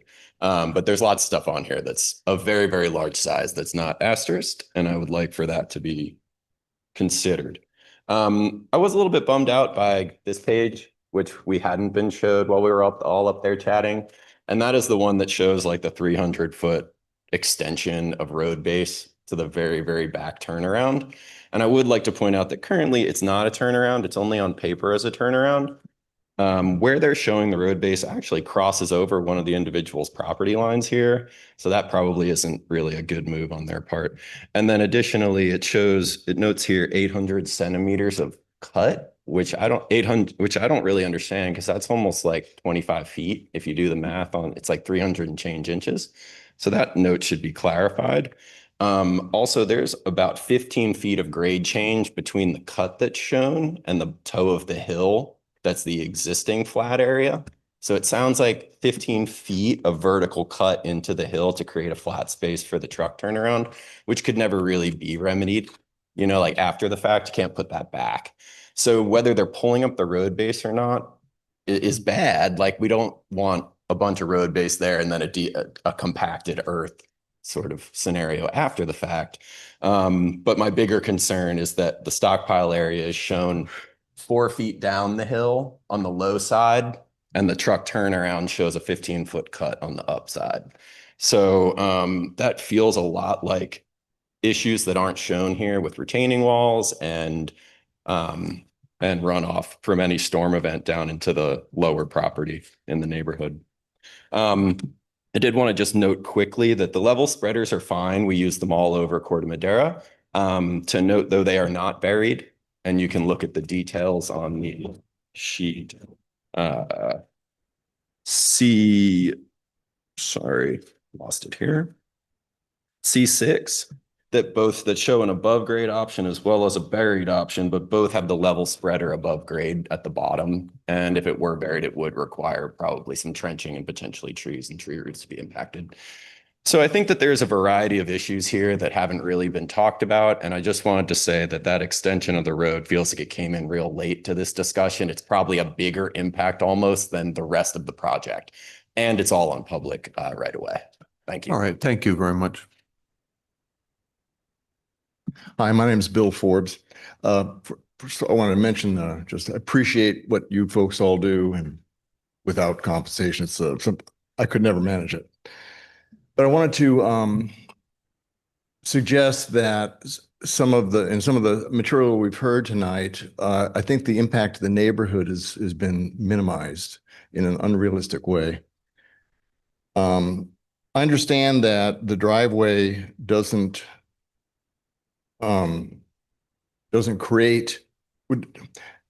usher in a lot split, but it certainly removes some of the obstacles to an eventually splitting and adding more and more units, and therefore increasing the traffic flow and the disruption to the entire neighborhood. We couldn't hear very well back there at the beginning, better later in the meeting, but I didn't really hear how that resolved, how that worked out. It sounded like, yeah, it could happen, but so the objection didn't seem to me to be answered. As far as the existing residents being able to use it use that right of way as they did before. That's not true. For a long time, kids have been playing in there in a safe, exploratory zone, building forts, building little artworks, having fun. Once it's a driveway, parents aren't going to allow kids to use that. And it really is kind of the only zone in the area which you can get to. It's level and it's safe. And to change that grassy little zone into this driveway with cars coming in and out, we won't have the same access. It won't be the same. You can understand the idea here. It sounds like we're only adding one more feature, one more use to that right of way, but you can add, sometimes a change in use becomes a change in kind. A change in kind. We've been using that area for supplemental parking. We're really parking restricted up there, and sometimes people will be entertaining or people will be having work done on their house, and gardeners and so forth can park 4 or 5 cars there. Well, that'll be gone too. So I just want to suggest that what's happening here is not only a harsh departure from the use we enjoy now, but once it's in, it's irrevocable. And we've been there, many of us have been there for over 20, 30 years. The folks that are in there now have been there for a little while, but they'll be gone and we'll still be here, and that driveway will persist. So for these reasons, we're objecting to it. Thank you for your time. Thank you very much. Hi. Good evening. My name is Sean Randolph. I live at 48 Alta Way, which is right at the intersection of Sausalito, Alta Way, Alta Terrace, and Madrona. So right where those 10 months of trucks are going to be rumbling by. So we're very much in the affected zone. I think all this, there's a lot of issues, of course, but it really comes down to 2 fundamental issues. If this driveway was going to be on the owner's own land, no problem. That's a different topic. But what this proposal is about is a taking of public land for private benefit. I'll say again, taking of public land and public access for private benefit. So the question is why? Is there a compelling justification that says this is really necessary? I cannot see a compelling justification for why this is necessary, especially given the disruption to what is now a beautiful natural landscape with concrete walls, crushed gravel, this will be a different place, and major tree removal. So what's the justification the owners are claiming? They're claiming fire safety. Okay. But if I heard the consultant's comments earlier correctly, it is an option to expand the driveway, the existing driveway from this property onto Camino Alto.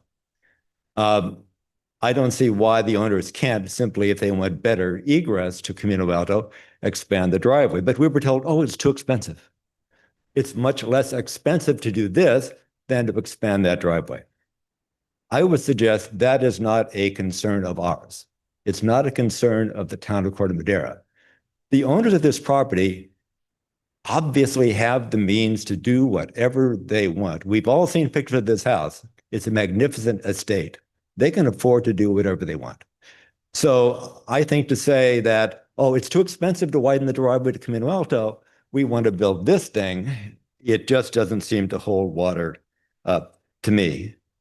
Then finally, I think most of us below this property, there's multiple twisty little roads. We have 2 ways out in the case of a fire. You go Sausalito Street down toward the open space district, you go Sausalito Street down toward the town center. If the owners of the property have egress, they can widen it if they want onto Camino Alto. They have the same as we have. They can go down to the south, Camino Alto, or down to the north, Camino Alto, just like the rest of us. So I fail to understand why they should have the privilege of taking public land for added benefits that none of us have. They have the same kind of access in the case of a fire as we do. And for that reason, I would recommend that you oppose or deny this application. Thank you. Thank you very much.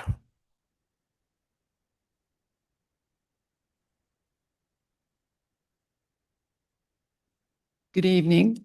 My name is Marion Cohen, and my address is 3 Alta Terrace, which is directly adjacent to this proposed project.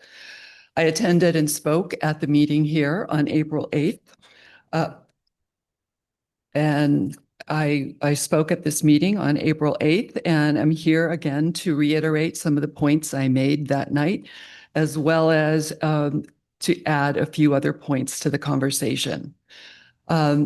There are many slides that are showing the retaining walls, and there is one very specific spot where I've brought it up to Ms. Battaglia that there is no retaining wall, and it is on the approach to Alta Terrace on the left-hand side in the town right-of-way, and it is a part of the hillside that is supported with a series of old concrete sandbags. Now, if this project goes forward without proper support of that hillside, that roadway and hillside will collapse. If this happens, the residents of Alta Terrace will be stuck with no way in or out. We only have one access point to leave. So I ask that if in fact this is being considered for approval, that you please insist that there be an additional retaining wall added to this proposal. I also stated in April that this is a very narrow road, and we are now told that it will only be the residents and family of residents of 800 Corte Madera that will use this driveway. Who can possibly enforce that? How will we know? People will be able to come and go. So I question that. Another concern is about the fact that because it's an 11-acre parcel, that they deserve to have a second driveway. And I'm learning that there are other places in Corte Madera that have 2 driveways. I don't know of any. I think that it shouldn't matter if your parcel is 11 acres, 1 acre, or 1/4 of an acre. One driveway should be adequate. And another point is about a potential lot split. I was frankly confused, like the gentleman prior to me speaking. I was confused with the answer. If in fact a lot split were to happen in the future, it will increase the traffic in our area. And my last point is that we have been told that the timing of this project is 36 weeks. That's a very long time, and it's a big disruption with a lot of construction noise, tree cutting, and I would certainly hope that they would be very cognizant of not starting at 7 a.m. and not working on the weekends. I had other points, but I've run out of time, but I ask you to please consider our thoughts and our concerns. Thank you very much. Thank you very much. All right. We have another speaker.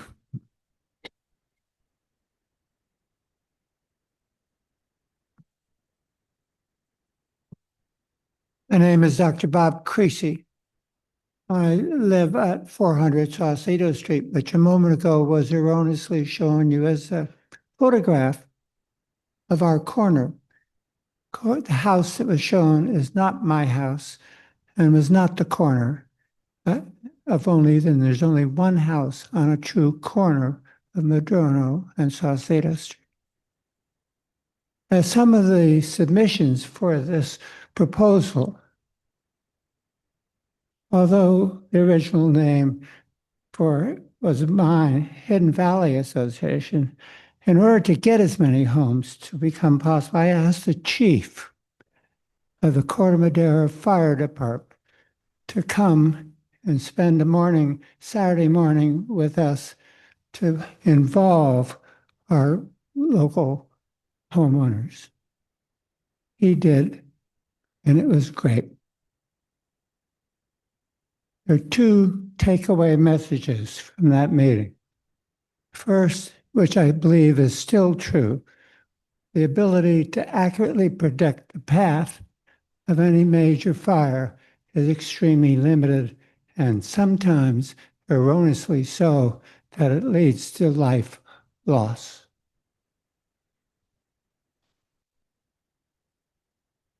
The next morning after that meeting, I went on my first possible exit route for 4 routes that I had identified.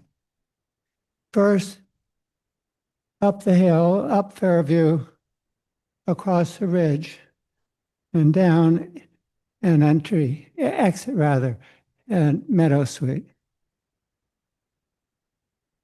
I had taken that route a number of times because I had some friends that lived up there. It was dirt road, but it was relatively hard packed, and I never had a problem ever.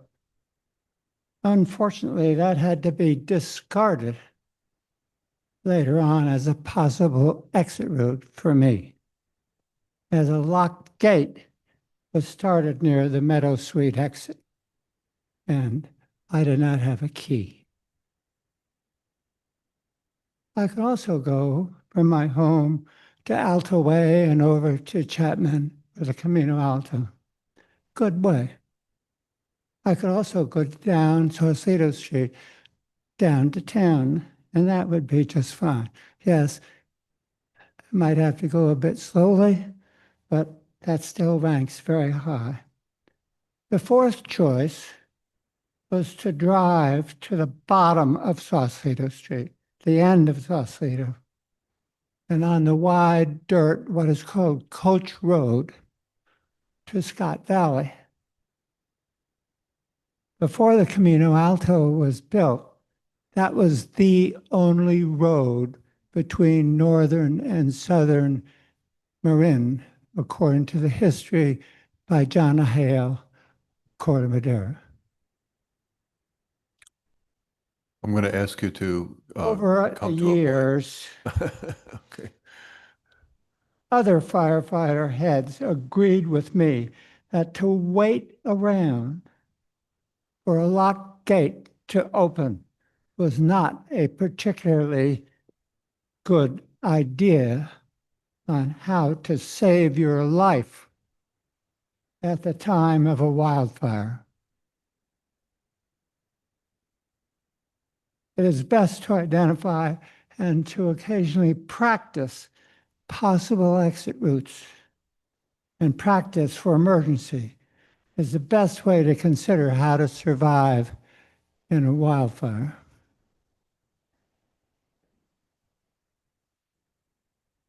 Dr. Creasy, what else do you want to say? May I finish? Okay. Sorry, I'm so slow. This, in essence, is a summation of comments to me in my home by both past Corte Madera Fire Department chiefs and by rank and file members.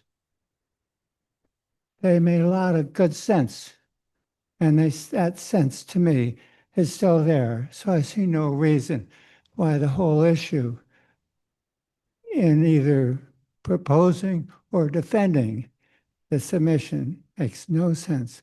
I think it's a dangerous situation. So people should have other routes that aren't dependent upon a closed box. Thank you. Thank you very much.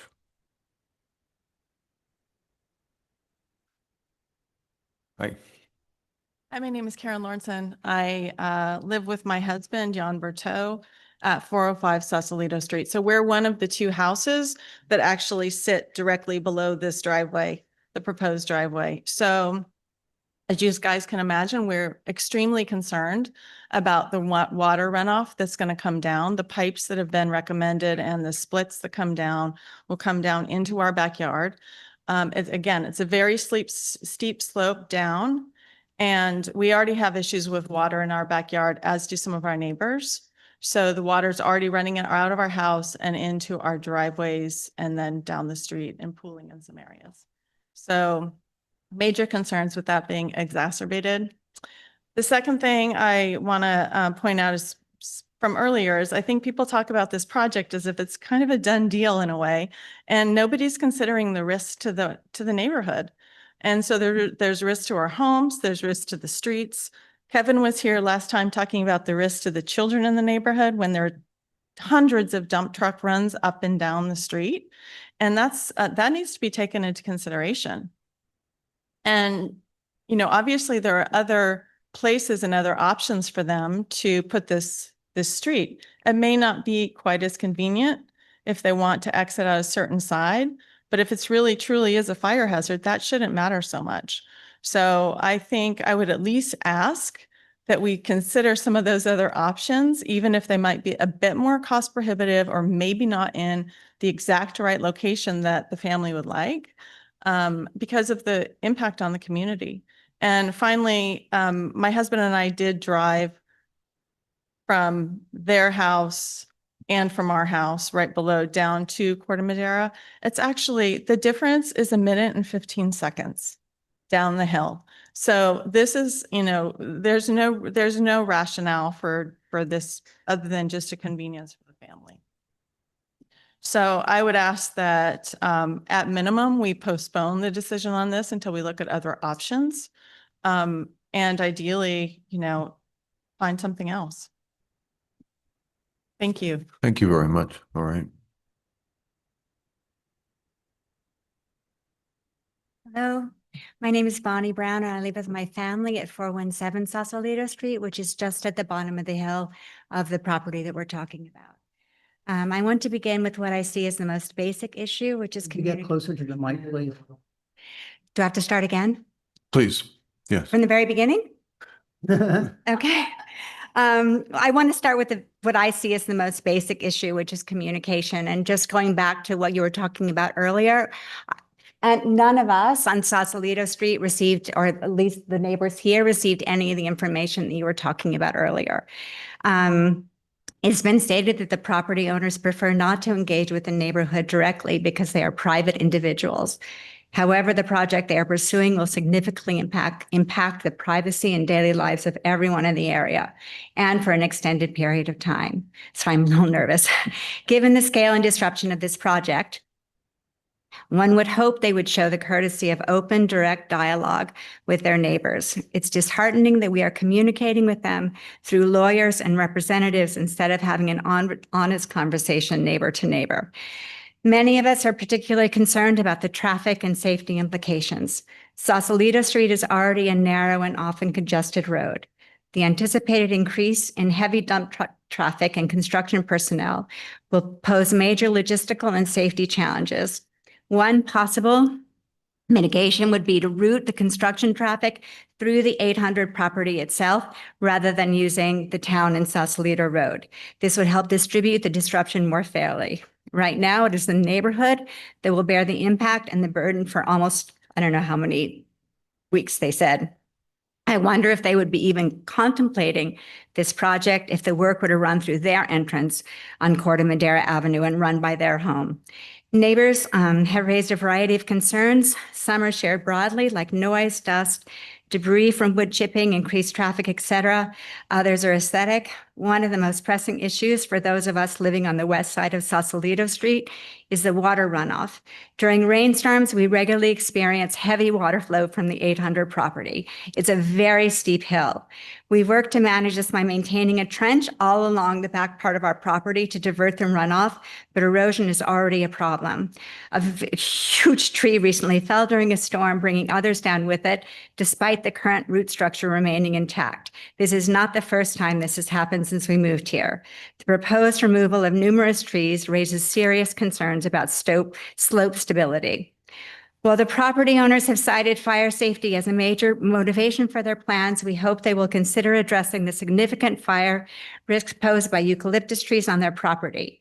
In response to similar concerns, we removed a grove of 13 eucalyptus trees at considerable considerable expense to us, some over 200 feet tall, I'm almost done, from our property at the request of neighbors and local fire authorities. In closing, our ask that our neighbors at 800 Corte Madera Avenue consider the impact of their proposal from our perspective. This project will bring significant inconvenience and introduce new risks to the entire neighborhood, primarily for their individual benefit.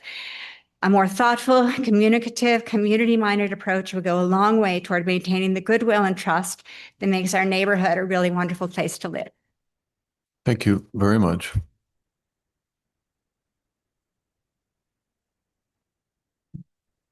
Good evening, Barry Cohen, 3 Alta Terrace. I spoke at the last one. I'm here again. Don't start my time just yet. Lorelei made a comment about me not being available, and I saw it in one of the documents. I'm sorry, I'm busy. I'm working my tail off. Sorry about that.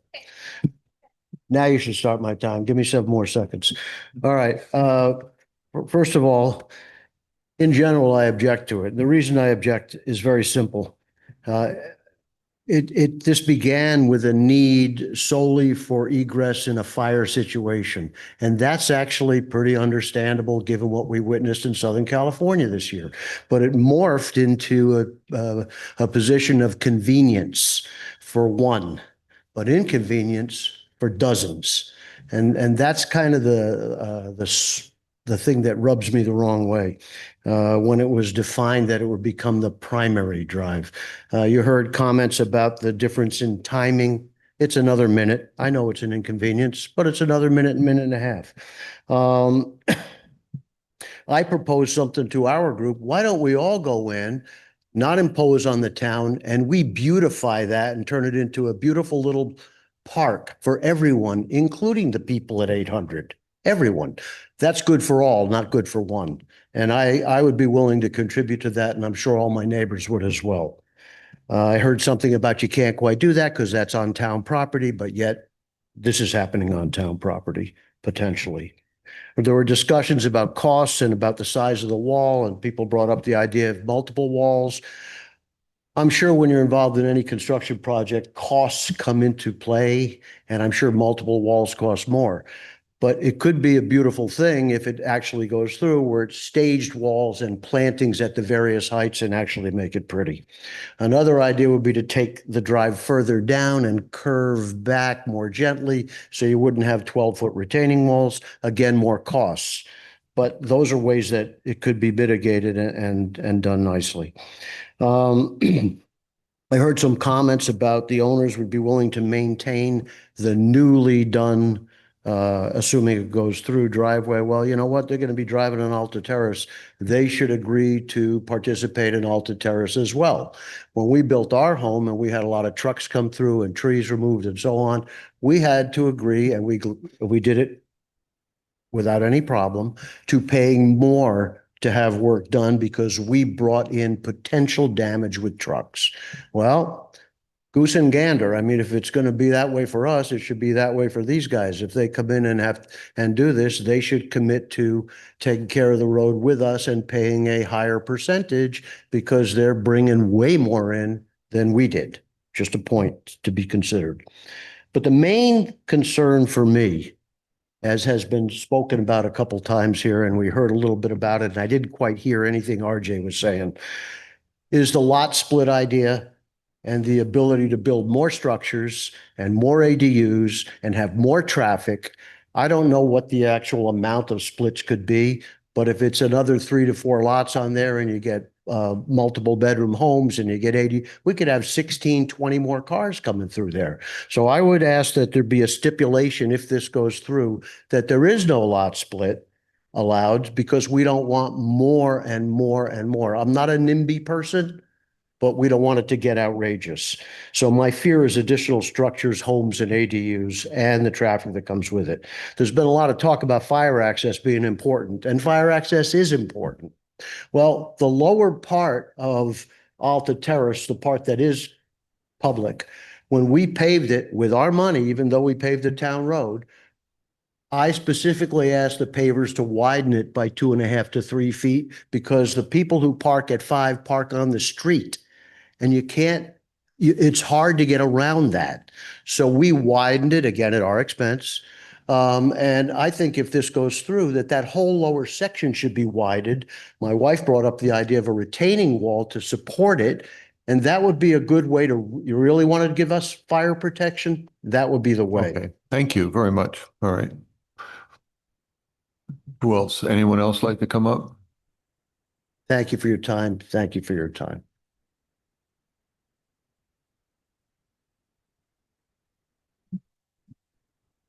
Brenda Brown, 410 Sausalito Street. Thank you, commissioners, and also the staff, and thank you, applicants, for all your extensive work on this proposal. Martha and Lorelei, thank you especially. I've peppered you with emails and calls, and you've given me clarifying responses through your meetings with me, calls and emails. And while I appreciate all the efforts to address these concerns, I still worry about the potential impact of this proposal on our neighbors and neighborhood. Among the issues that concern me, one, losing unpaved public open space to the town licensed use of a portion of it for private paved driveway, while the retaining walls will extend up to a maximum of 12.5 feet. I'm concerned about protecting downslope properties from drainage problems during and after construction, securing the stability of the roadbeds, Sausalito Street, Alta Way, Alta Terrace, during and after construction. Also experiencing the dangers of congestion during emergencies while construction is in progress, particularly during red flag days. Would a safe evacuation be possible? Finally, involving the 800 Corte Madera Avenue homeowners directly in these discussions, their presence would enhance communication among us as neighbors rather than through intermediaries. The representatives of the owners and of the town assured us that mitigating efforts do address the concerns of neighbors. And these efforts include widening the road at the hairpin turn and securing expert engineering, installing larger trees, better follow-up monitoring and maintenance during and after construction, and all this is good. However, I'm still concerned and ask the property owners and/or the town to, if this is approved, dedicate a natural path from the hairpin turn to the wooded area separated from the driveway by some sort of a barrier or guardrail or railing, which would ensure the pedestrians from our area who would like to use that wooded area. The current plan calls for a reinforced gravel surface from the Alta Terrace to the locked gate entrance of the paved driveway. A separate footpath would help residents feel safe as they walk to the wooded area alongside the gravel driveway.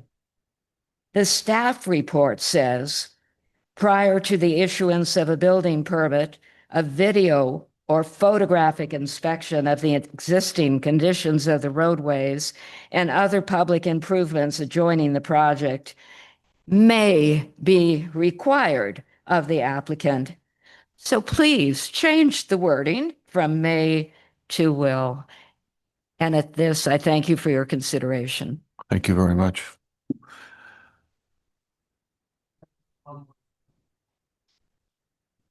One sentence, sir, please. That's it. You had a minute over, but go ahead. You can step to the microphone if you're going to speak. Yes. If this goes through, I would ask that there's no address there so that every delivery truck, every DoorDash, every Uber doesn't show up on that side. Yeah, I think that's a good, all right. Thank you. Next, please. Hello, I'm Judy Creasy. My husband, Bob Creasy, and I have lived at 400 Sausalito Street since 1967, 58 years. Thank you, commissioners, for this second hearing. At the very last moment, we've become aware of this desired road. The town woefully neglected to see the impact to the Hidden Valley properties facing the hill. This lack has played into the hands of the 800 Corte Madera Avenue, as we are barely up to speed to deny the road.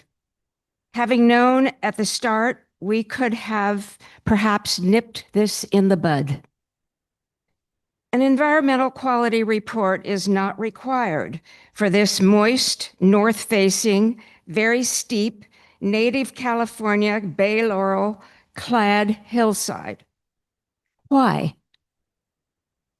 The removal of these very large, total 30 bay trees and others is required to evacuate massive tons of soil and rebuild the hill with tons of hardscape concrete for up to 12-foot high retaining walls and roadbed.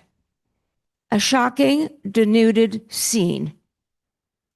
In time, this proposed road will become a backdoor service road to support this 11-plus acres everyday need of garden trucks and home deliveries. Whatever you think, it will evolve. For fire safety and speed of exiting the main gate, the millions required for this project would be better spent upgrading the 2 existing roads flanking the property and clearing the great stands of fire-catching eucalyptus, which when in flame would send burning ash out over Mill Valley, Corte Madera, Christmas Tree Hill, and Tamalpais. Those trees removed, a legacy property could be created by planting native trees and shrubs. Thus, the vision of the home's architect, Zim van der Ven, an ecological designer, his vision that the house relate to the natural environment. Finally, should a fire occur anywhere around Hidden Valley, the 80-plus homes would evacuate down Sausalito, not up and over the 800 Corte Madera Avenue property, into another gated, unknown situation. A well-designed and maintained footpath will quickly evacuate the 800 family to Sausalito Street and safety. By auto, it takes, and I've timed it several times, less than 2 minutes from the 800 gate to Sausalito Street for daily trips to and from town. This is an unnecessary road and a destructive road. Thank you for being here and for listening to all of us. Thank you very Because much. we're hoping not to hear this happen. Thank you. All right. Do we have any more speakers here in the audience tonight? I don't see any public comment continuing here in the room. Do we have anyone online? I have one hand raised. If you're wanting to speak online, please raise your hand. I have 2 hand raised right now. And then I also have a comment that was received once the meeting started online, so I'll read that as well. Okay. I'm going to start with Deepak. I'm going to allow you to unmute yourself.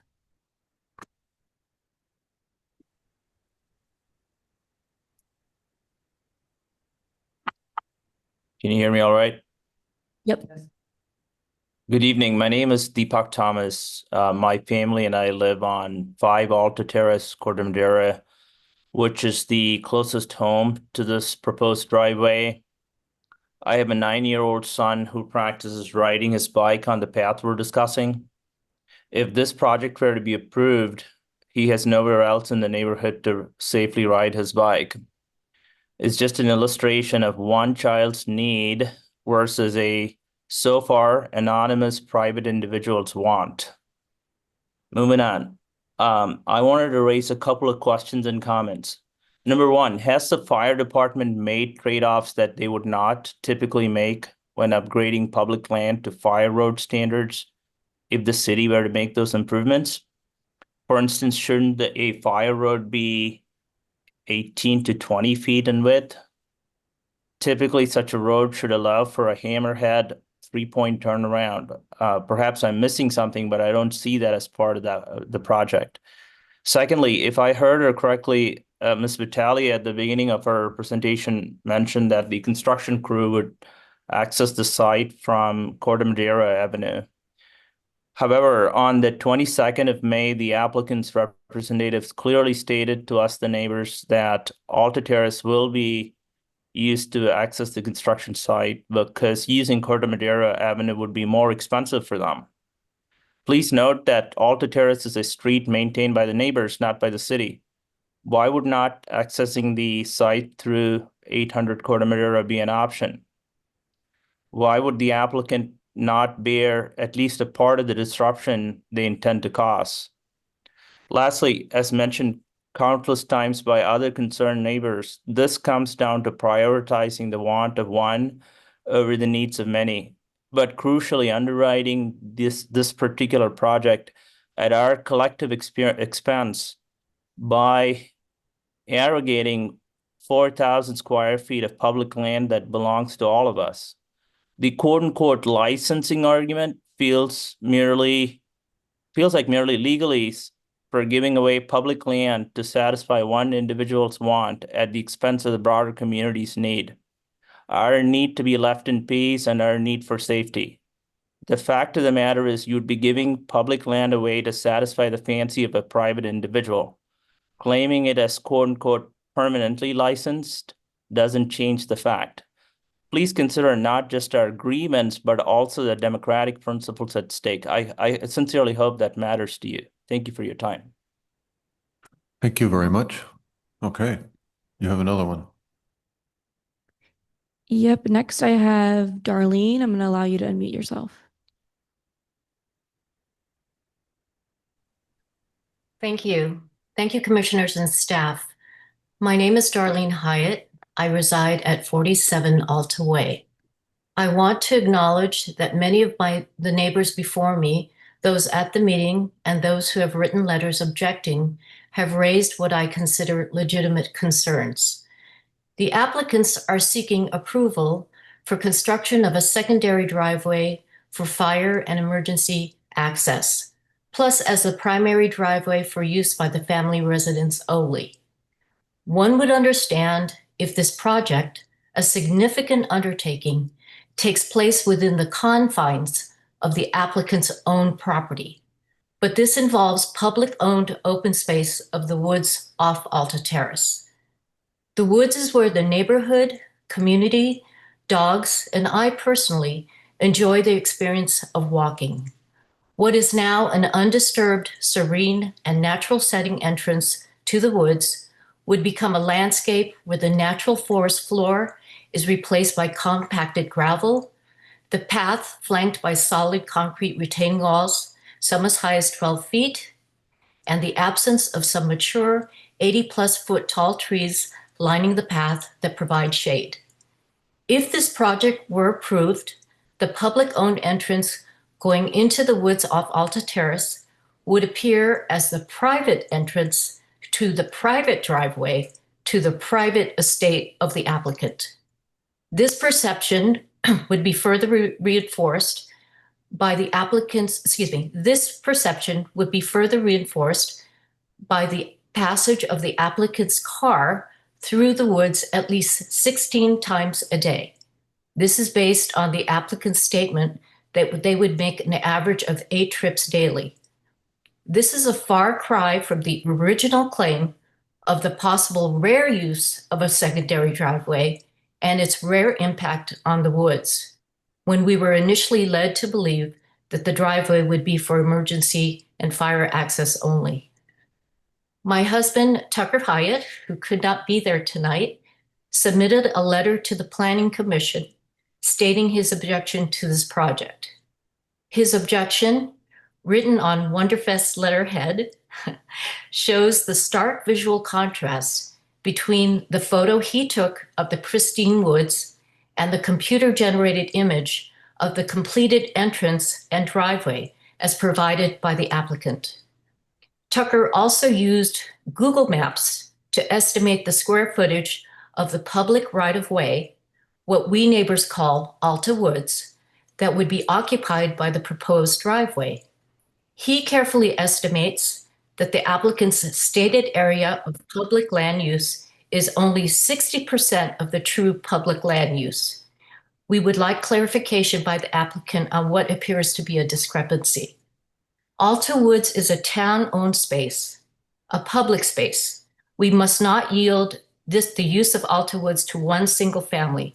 I respectively request that you deny this application. Thank you very much. Thank you very much, Darlene.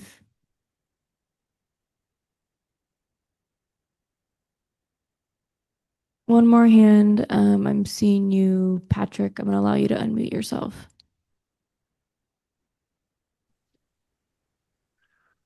Hi, everyone, and thanks. I know it's late, so I'm going to be brief here. My name is Patrick High. I live at 437 Sausalito Street with my partner and 3 children. We oppose this project in its current form as it presents significant risks to our neighborhood, community, and ecosystem without bringing any benefit to anyone but the owners of 800 Corte Madera. We agree with the concerns of our neighbors raised tonight at the Planning Commission meeting and urge you to deny permission for this unnecessary enhancement of one property at the risk and expense of everyone else. Thank you. Thank you very much. I have one email that I received, then I will read that.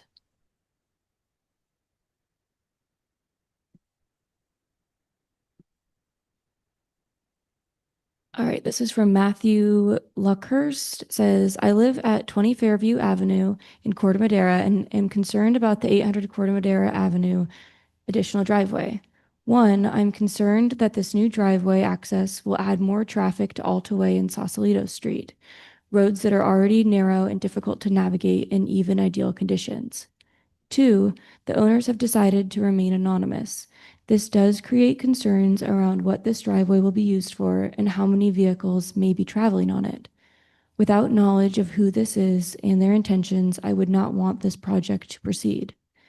While you mention it will not create additional traffic if only residents will use, we do not know how many residents may be there, how many guests and workers may be there at any time, and with the need/want for an additional driveway, it does not lead me to assume this would be used for additional, it does lead me to assume this would be used for additional traffic. Thank you for your consideration. Matt Lockhurst. And I don't see any other hands. And that's all you have, Claire? Yep. Okay, thank you. One last call for anybody else in the room to step up to the microphone before we ask for the applicant to rebuttal of some of any highlights they've taken notes of today. So, okay, we'll close that for public input, and I would ask Sean or someone who's been taking notes to step up and address a few things. If you are unsure of what to respond to, I would ask you some questions, but go ahead. Thank you, Len Rifkind, again for the record. I do want to thank everyone's participation. This is what the public process is all about. This is actually a really good process, and I'm impressed with the articulate questions from the commission and for the staff and the community expressing their concerns. There's a few different recurring themes that I think we keep hearing over and over again. One of them is the construction management issue. People are very concerned about the impacts of that. And the point of that is that, yeah, people have a legitimate concern to be concerned about what's going to happen during a 9-month project, but that's the case of every project will have some impact. And the owners have hired licensed professionals. And the construction plan is vetted by your staff. So, and if there's problems, I'm sure there will be complaints and things can be amended or mitigated if there's really an issue. It's not a set in stone kind of thing. No one wants to have issues with neighbors. And so I'm sure the project professionals will do everything they can to avoid that. I've heard over and over again about this legal concept of it's public land and and all of that. town has represented that this is a public right-of-way, what we're calling Alta Woods in the neighborhood or Alta Way on, I looked at a 1906 subdivision map, actually, that created this subdivision. And so I'll accept the town's representation that it's a public right-of-way. I'm not saying that I saw any evidence of that on the 1906 map, but maybe something happened since then. So for that purpose, we'll accept the conditions that the town is imposing because the town represents this is a public right-of-way, but everyone says it's public land. A right-of-way, as we all know, is effectively an easement. It's a public easement. It's a right of the public because there was a subdivision map that showed a road on it. And assuming there was an acceptance of dedication, that roadway is now accepted for public use. Okay, if that's the case. But what roads are in 1906, that road would have been, if it was, and it's paper, by the way, because it was never improved. But in 1906, that would have been used by horses.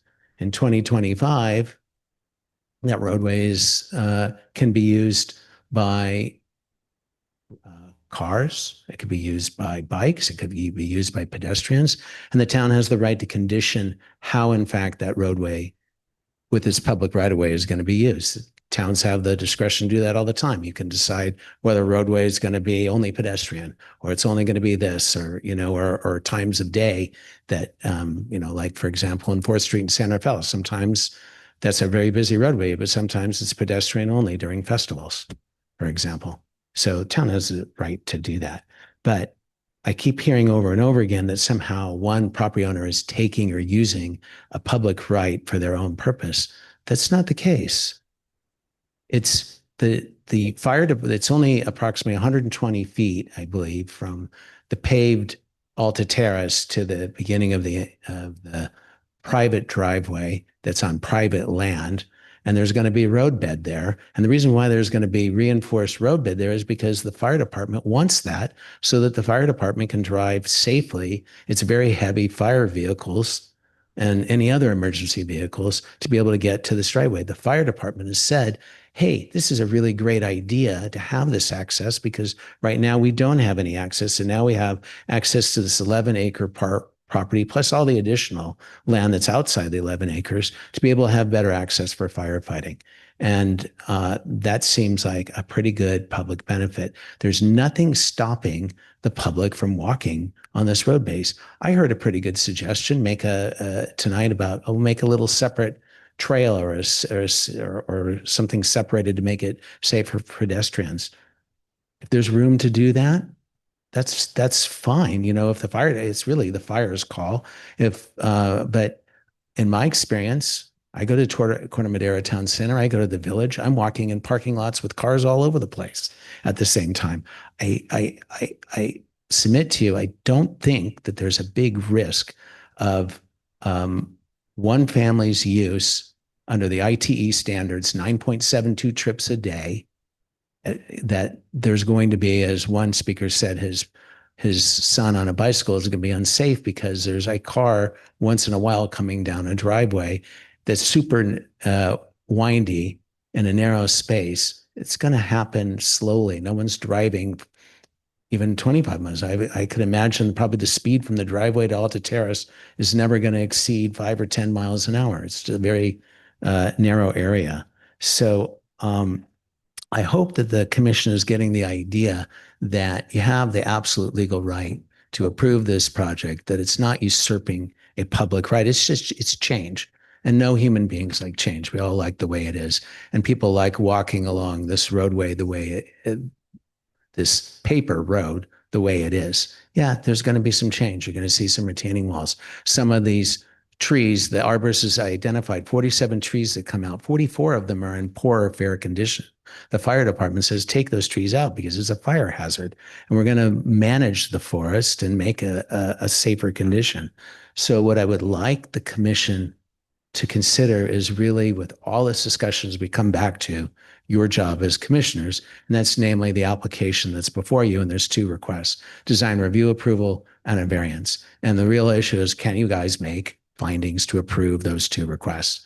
And under design review, Your own code section says at 18.30.070-2.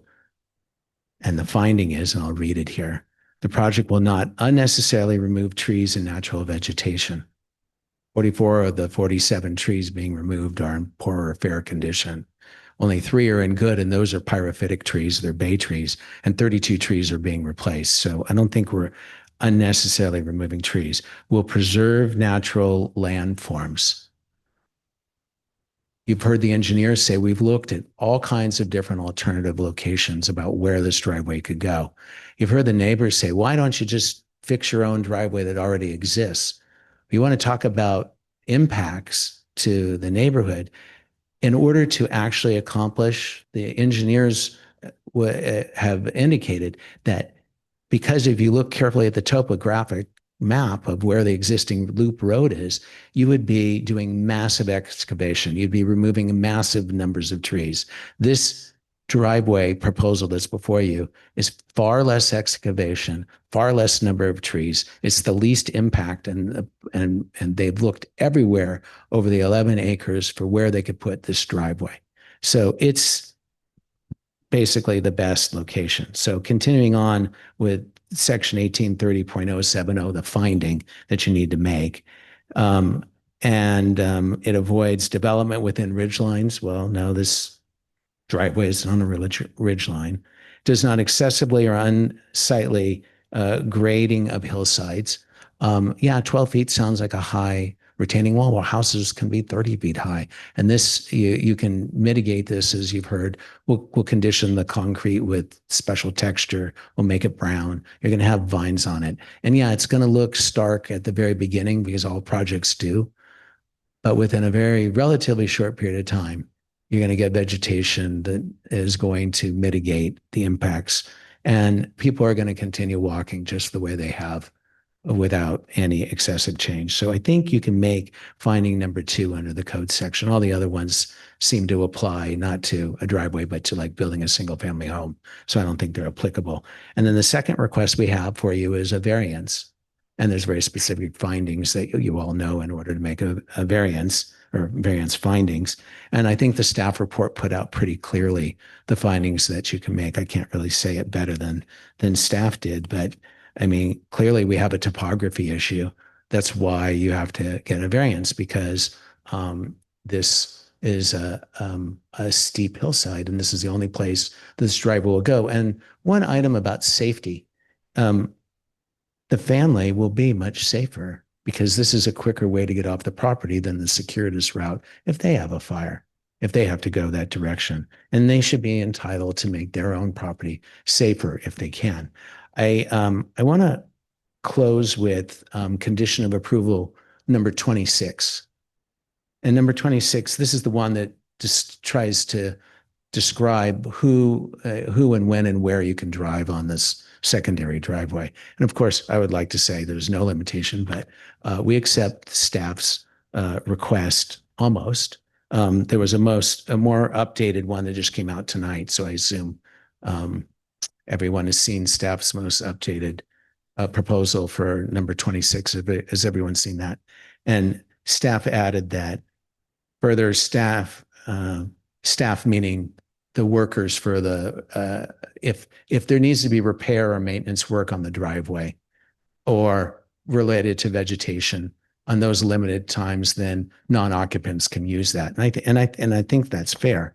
But what I had asked for and staff didn't include, but I'm going to ask the commission to please consider, is not only that the language that staff just added, but I'd like to see where it talks about if it's demonstrated through monitoring that the occupants are exceeding who can use it. I would like us to be clear who's doing the monitoring. And I would suggest the proper people to monitor would be the town. And there's many ways that could be done. The most obvious way that seems to me is you put some sort of traffic count line or something like that. That might be one way to go. But what we're concerned about is we don't want the neighbors and the residents to be in some sort of situation where people are out there with their cell phones and taking pictures or videotaping or all of that. That puts everybody in an uncomfortable situation. So I ask the commission to consider if you can add to this condition, if it's demonstrated through monitoring by town staff, is what I want to add, that occupants are clearly exceeding. And then in terms of at the end, it says that the Public Works Department shall take steps to remedy the situation if there's exceeding. I'd like some due process added to that, written notice, public hearing, that sort of thing. So I would suggest adding after written notice and public hearing that there would be a revocation of the use. I think that's only fair. And with that, I'm happy for myself or the rest of the team here to answer any further questions. Thank you. All right, thank you. Let's see if any of the commissioners have any questions for you specifically or the staff as a result of the feedback and public comment. So I think that we heard some things that are clearly needed, removal of ukes, perhaps concrete texture, redesign of the road base. I want to start with Valerie in the distance there, who is desperately needing to get well. Can you say if you have any questions for these gentlemen at this point? I don't have questions. I have only comments. Okay, thank you. Margaret, do you have any questions for this gentleman? The question I have for somebody is would somebody address the comment that somebody made about the needed additional retaining wall that's now just sandbag? Ooh. Yeah. That now just has sandbags on it? Sure, I can have either Sean or Mike Okay. Hastings address that and understand that's a layperson's opinion that perhaps there's a retaining wall that's Sure. needed. And so I will say though that anything that makes it safer and better for everyone is something that we're open to. So either Sean or Mike. First of all, I'd like to have the opportunity to inspect this portion of the property that's being stated. I do believe I think I know where it is, and there's sandbags that are currently being used to stabilize some of the slope. The proposed retaining wall does get pretty close to where I believe that is, but it's not in a survey, so we would need to confirm that.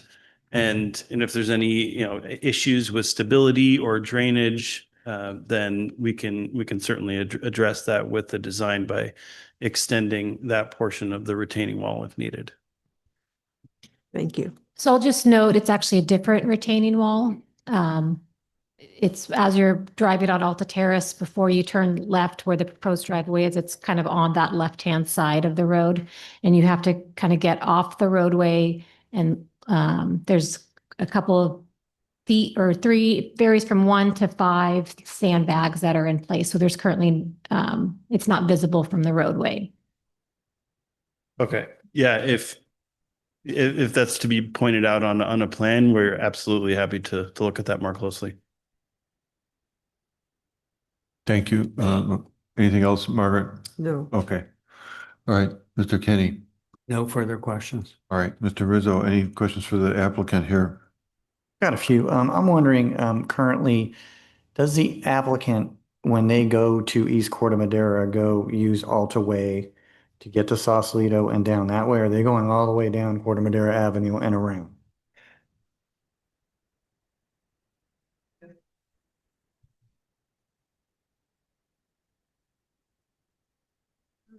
Depending on their destination, they do take different routes. For the most part, they do go down Chapman, Alta Way to Alta Terrace. Okay. Or Sausalito, I should say. Thank you. And what, there wasn't any kind of landscaping plan on the post cul-de-sac staging area. What's going to be proposed in that area after you remove 15 feet of earth?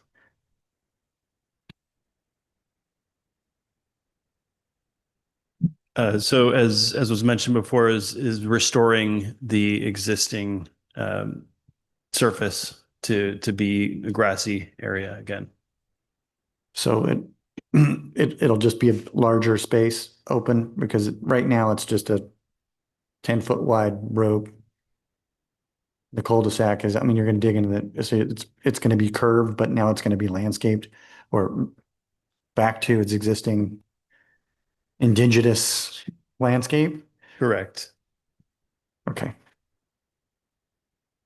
Can any of this be constructed? Oh, go ahead. I just wanted to clarify on your last question where you were asking about the access that the family takes. The point of one of the advantages of the driveway is that now the family won't be driving on Chapman or Alta Way. And so there was always concern about more traffic. So technically, one family is not going to be driving on Chapman and Alta Way and reducing traffic for those two streets. I just want to make that point. Thank you. I was just wondering, can any of this construction be accomplished from above? We definitely considered that, and physically it can't. So the point that the driveway connects with the existing driveway, there's about 13-foot retaining wall. And so to actually go in and construct and do earthwork from above, it's not physically possible. We did look at trying to make that work, but our contractor said that it wouldn't be possible. Okay, I just have staff questions after this, Peter. Okay. I think that we did talk about redesign of the road base. You guys would be willing to consider a fabric structure underneath as opposed to 12 inches of road base, right? Or something like that. Yes, absolutely. We'll definitely consider that. Okay. All right. I have a few questions for staff, but I think that would do it for the commission asking you guys questions at this point. Thank you. All right. So we're going to ask staff some questions at this point. After all of that, I think we all have a few questions for you. I'm going to start with Margaret, see if you have any questions for the staff at this point after all of that. I do. Okay. Valerie, are you there? Yes. Okay. No questions for staff right now? No questions for staff. Mr. Rizzo. I was just wondering if RJ could go over the construction hours and noise ordinance that we have in place. I thought you started at 8 o'clock. No, it's 7. I know it is. Yeah. Go ahead. Is RJ still with us? Jim, I can answer that. The condition, it's a standard condition that's applied to all projects. It originates from the town's noise ordinance. So it is 7 a.m. start time. In certain instances, when the commission feels it's appropriate, we have modified the condition of approval to change the start time. Thank you. And the other one is just, where's the nearest storm drain? I hear there's a lot of runoff. Is there a storm drain anywhere near this property where we can culvert to or something? That's RJ, definitely. Yeah. Or there is currently no piped storm drain system in the vicinity, and the existing drainage patterns is all overland flow. Right now, and that includes the roadway, which there's an asphalt berm, kind of like a curb that redirects water down the road, and then there's a storm drain system further down. RJ, here with us, what is it? Is the closest storm drain on Sausalito? Like where does all this roadway service runoff go? I believe the roadway runoff from the hairpin down does what this gentleman said, follows the curb line and then continues and eventually reaches a catch basin further down. But I think more relevant is what is the water going to do on the undisturbed currently undisturbed hillside and eventually going to be turned into a driveway. And so I think what the schematic shows is that it would be collecting the water, but then distributing it uniformly on the surface, which is then actually a typical engineering technique that we see. Okay. All right, thanks. All right. Mr. Kenny. No questions for staff. Okay. A couple for our staff here. Would you please reiterate the lot split issue again that we talked earlier and make clear what you talked about for what's available? Yes, so any property, basically in all of California, as long as it's a minimum size of 2,400 square feet, can be split into two parcels approximately of the same size. The town has approved, I think, 8 or 9 lot splits since SB 9 went into effect about 3 years ago. And one of the lot splits approved actually was in this neighborhood. We have not seen any development yet from any of the lot splits that have been approved. But the most it could be split using the provisions of SB 9 is into 2 properties, 2 parcels.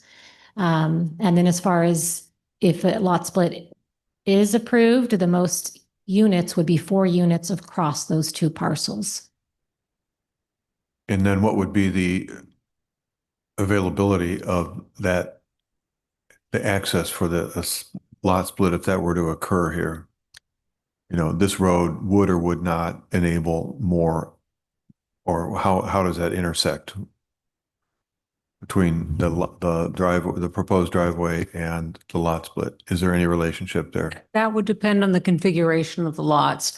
There are very few bases for denying a lot split. However, one of them would be compliance with the fire code. So there would be an ability to require that they have certain access for emergency equipment, and depending on where the lot splits were, it might be that this would facilitate being able to make that lot split because this route might provide access for that second lot. But that's pretty speculative at this point. We don't know how they would configure it or what in this particular instance the fire department would require. Right. So there's nothing on the existing zoning for this piece of property that precludes them from being able to do that. No, we're not allowed under state law Yeah. to preclude a SB 9 lot split by our zoning ordinance. Okay. Actually, you have more? Oh, yeah. What? Oh, no, go. Dan, you always got a question here. Go ahead. Jump in. What do you got? Well, could this 11-acre site be split into 5 lots? Not a lot split, just a typical subdivision. There's enough frontage to do that? They could not because the zoning wouldn't allow it. No, it's 5-acre zoning. But it's an 11-acre site, so the most would be 2 lots using the traditional subdivision process. And then once they did that, each of those lots could be a lot split. 5-acre zoning would not, I think, allow that. Why would 5 acres? Excuse me, are you talking about doing SB 9 after doing the 5 acres? Yeah. That's theoretically possible, but we wouldn't have the same constraints on the initial 5 parcel split that we do now on SB 9. The town has much more discretion over a conventional lot split. But it could be done. In theory. So you could have 4 homes on this lot. Another factor with this property is it's in the Hillside Land Capacity District, which sometimes precludes a lot from being split, even if it meets the minimum parcel size. And that's determined based on average slopes across the property, and it's a very involved analysis. So there's a chance that that would preclude it from being split the traditional way. But even if it could be, and then someone explored doing SB 9, SB 9 prohibits contiguous lot splits. So you couldn't split multiple properties using SB 9 if they're contiguous to one another. Great, thanks. And if I may just mention that we're approaching 10 o'clock. Yeah. I'm thinking about that. So there was a comment about the notifications received, and there's sort of 2 messages here. One is that There's a 300-foot limit, and then there's the efforts that the applicant made to reach out to people, and some people were saying they didn't get contacted. And was there any issue with conformance to that rule about 300 foot?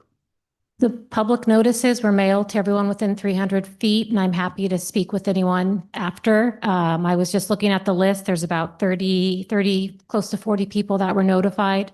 And most of the homes on the lower end of Sausalito are on the list. So if someone is not getting a notice, then please come speak with me. Okay.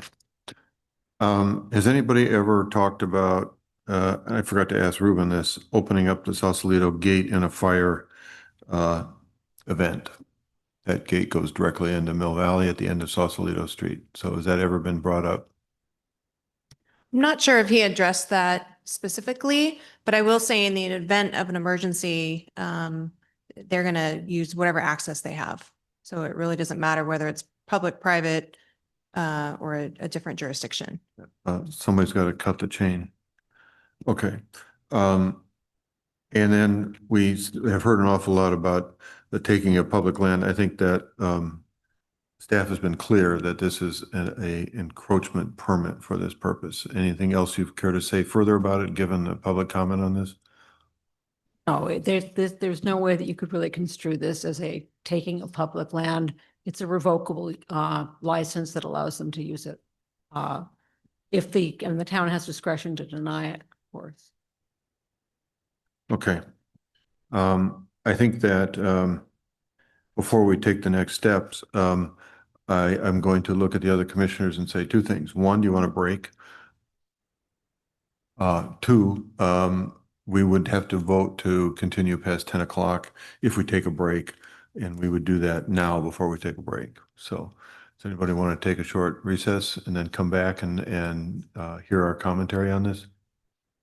Okay, Jim? Yes. Okay. That's okay. All right. Peter, I have one more question before we do that. Okay. Okay, just quick. The excavation that's happening at the staging area, that's in public right of way. Is that a whole separate, it's probably an RJ question. Is that a whole separate permit that's not part of this permit? I don't know. Let's ask RJ. You know, it's like, it's not. I mean, we would review that as part of the encroachment permit process. So that hasn't been submitted. So if there was any temporary conditions created and they weren't of benefit to the town, we could require it be put back the way it was. Okay, answer my question. Okay, so we're going to take a short break, and everybody is now agreeing to go past 10 o'clock. Is that? Aye. Yeah. Okay. Thank you. So we'll take 10-minute break here. We'll be back at 10 o'clock. Thank you. Thank you very much. We're back online now. We're going to proceed, and I'm going to ask staff if they became aware of anything in that little intermission that you want to report on at all. So There's questions about the noticing that was sent by the town, the 300-foot noticing. Some neighbors shared that they did not receive the notice that was mailed. okay. Was that in fact that they were in the 300-foot radius, or that they didn't get them, or? Correct. Okay. All right. I don't know how that impacts our process here. So that might be a question for Anne. And if they didn't receive that notice, but it was mailed correctly.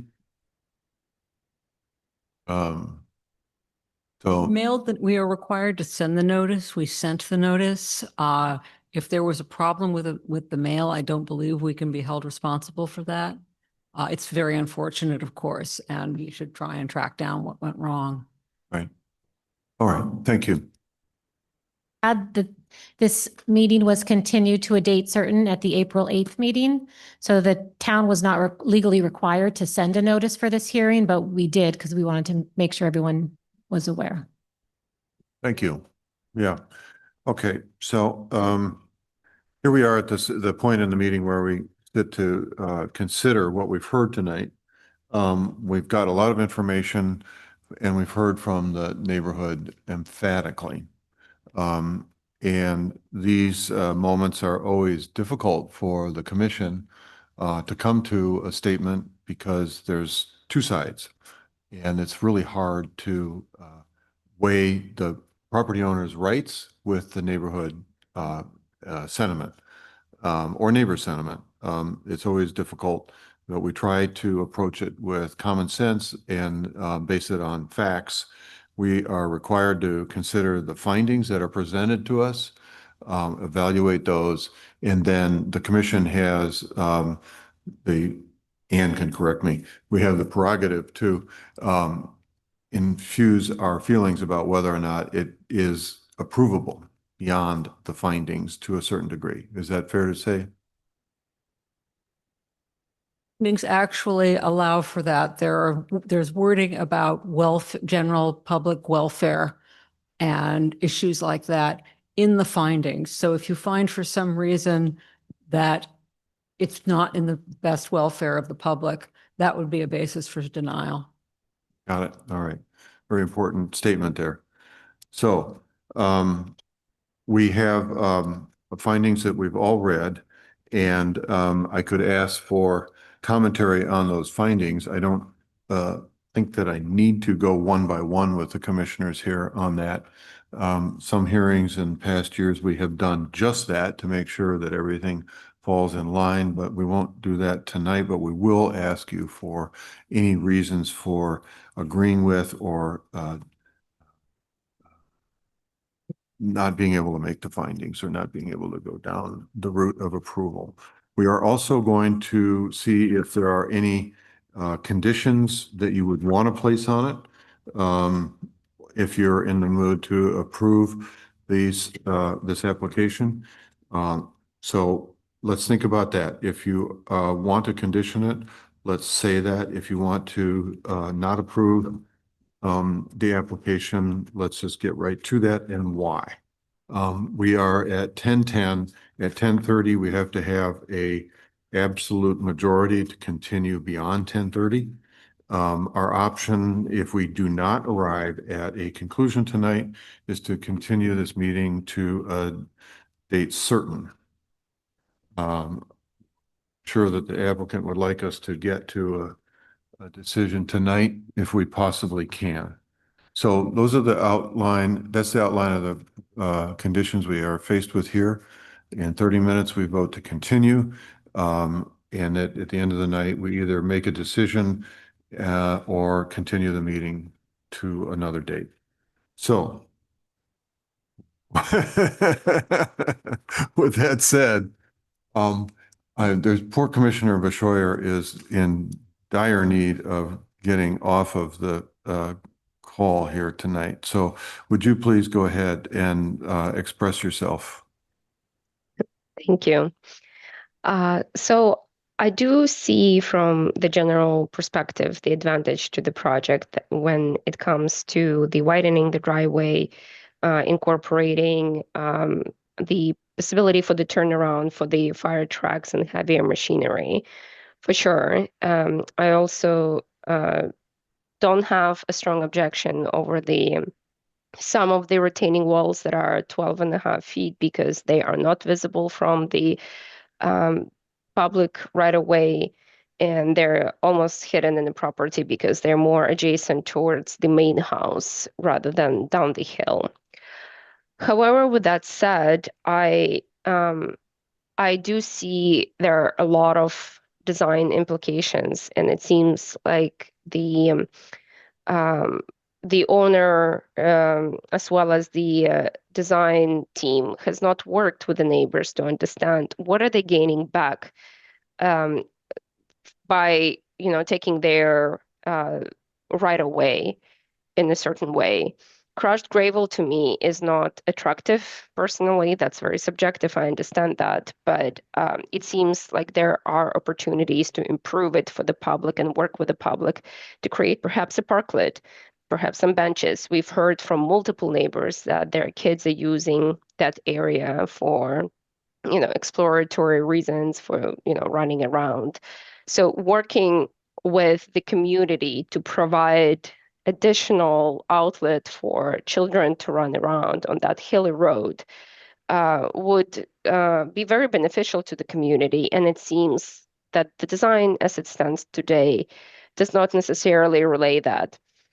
For that reason, I feel like I cannot make the finding for the adverse impact on neighbors. I do think that this particular outline is a very important finding, and I would support the project if these things were met and all neighbors were in agreement. But it's not for us here to dispute the neighbor disagreements, and it seems like the design team and the owner need to work with the neighbors to come to the agreement that would be applicable and satisfactory to all, because they are trying to use it for their own gain, which is, they have a right to, and absolutely they have a right to, as well as, the neighbors, yes, they can object that, but they do have a right to do that on their property.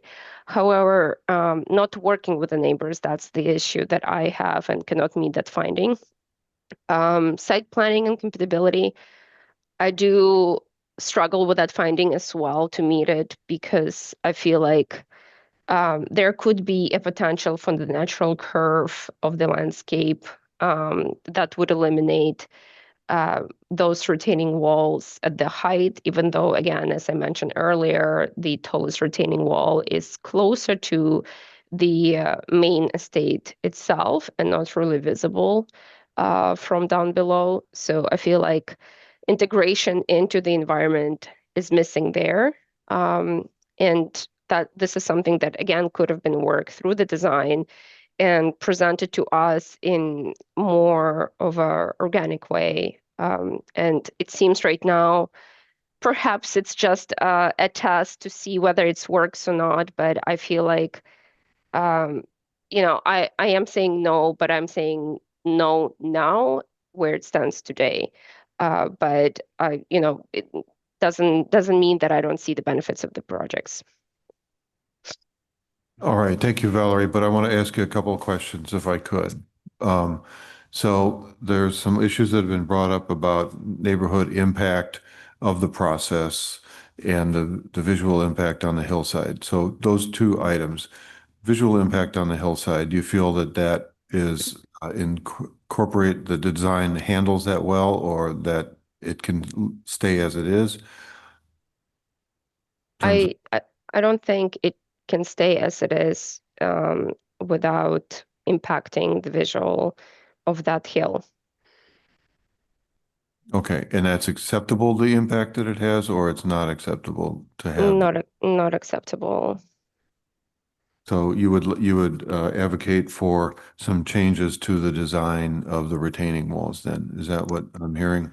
Retaining walls, as well as the materiality on the public right-of-way portion, the 150 feet that is leading towards the driveway. Okay. Okay. And then you just have some very loose ideas about how to have neighborhood coordination and sort of listening and creating some sort of dialogue for that, creating more opportunities for the neighborhood to enjoy the property after the construction project. Correct. I think the design team could work a little bit more with neighbors. Okay. Anything else you want to contribute to that? That's it. Okay, thank you. I'm going to go over to Margaret.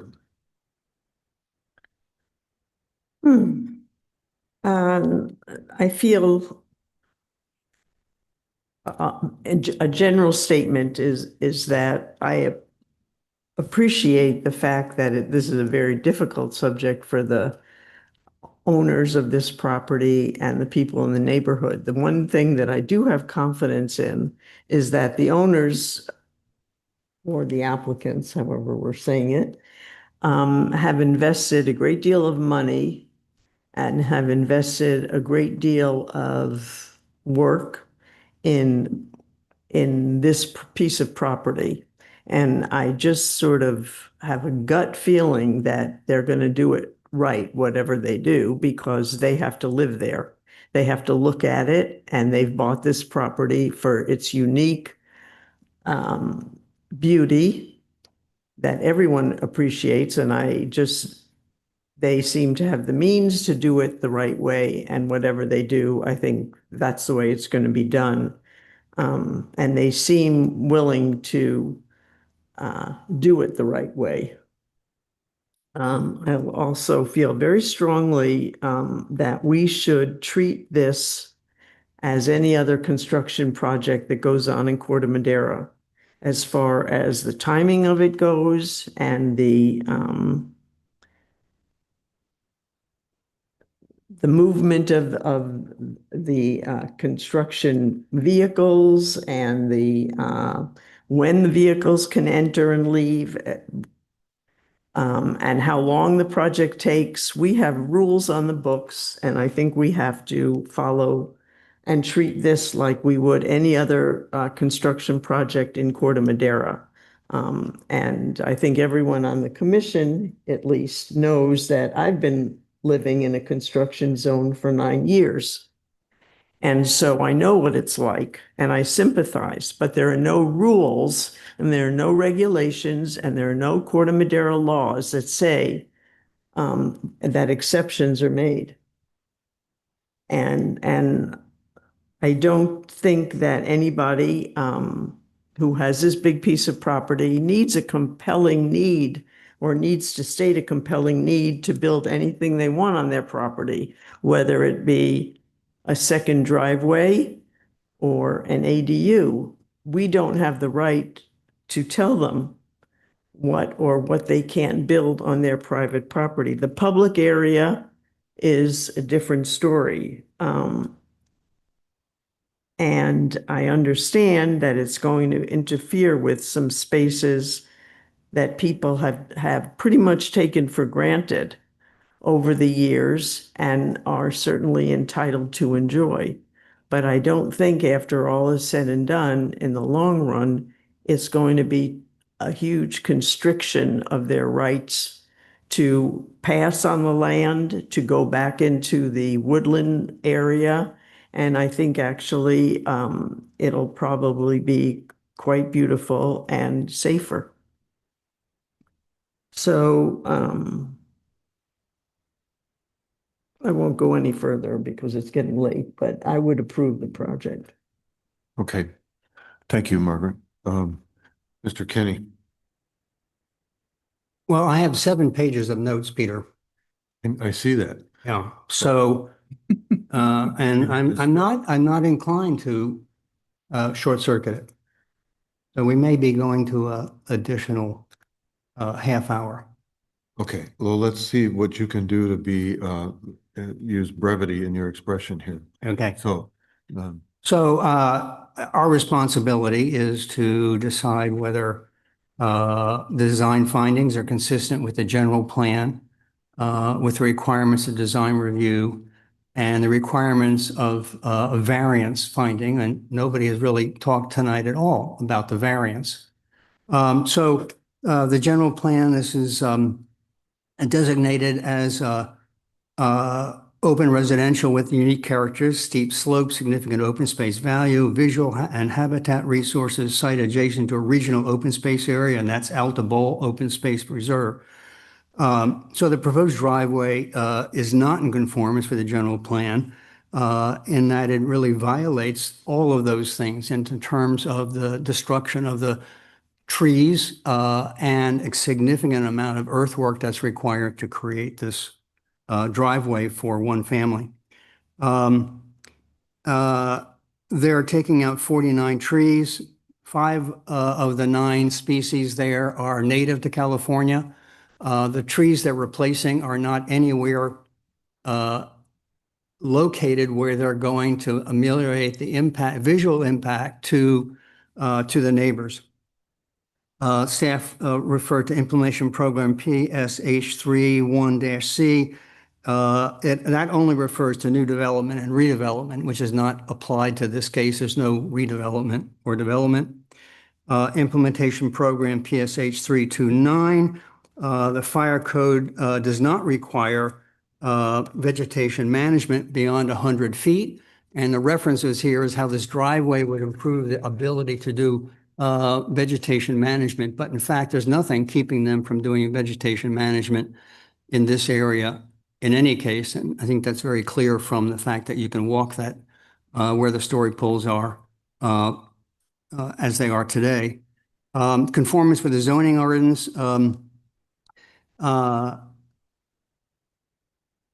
I would say, at least in terms of if this does pass, in terms of the conditions, I'd like to change the wording from reference to residence to existing single-family residence.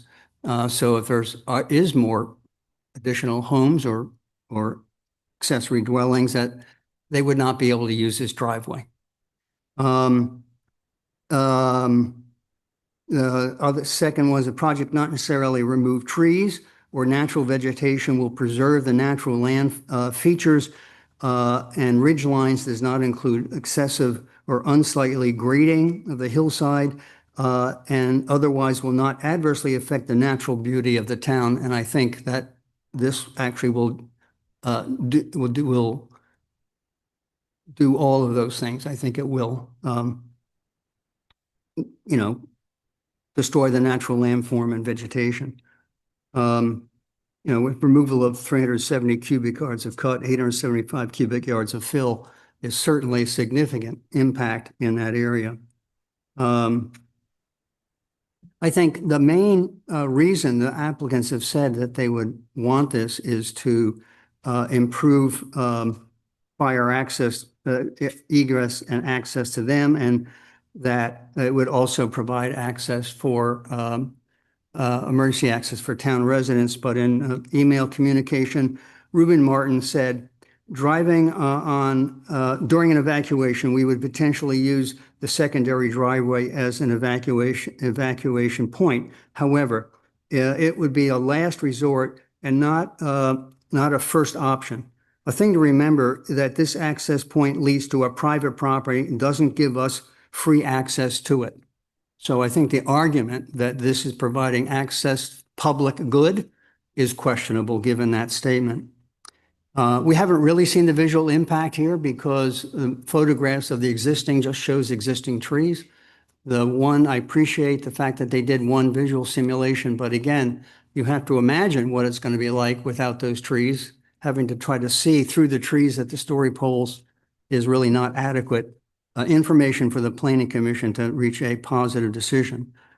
So I don't think this is really in the public interest in any way. I'll just try to make this faster. There are going to be signs that said there was no signs, but there is in the conditions request that there be no parking signs on the roadway. So the signs are not addressed. Where are they? How big are they? Let's see.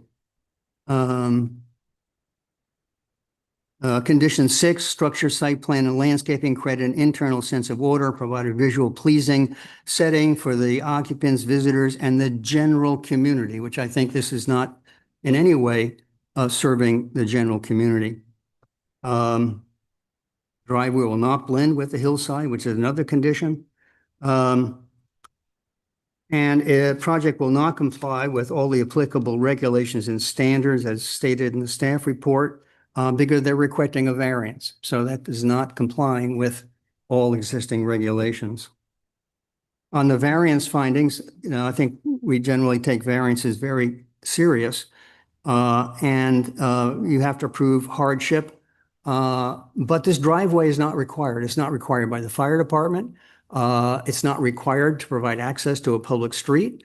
So there is no hardship here because this is not something they have to do in order to get beneficial use of the property.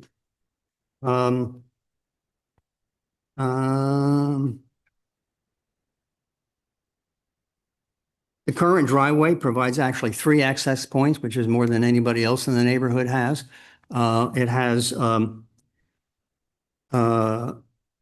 Madera Avenue and Chapman and access to Mill Valley.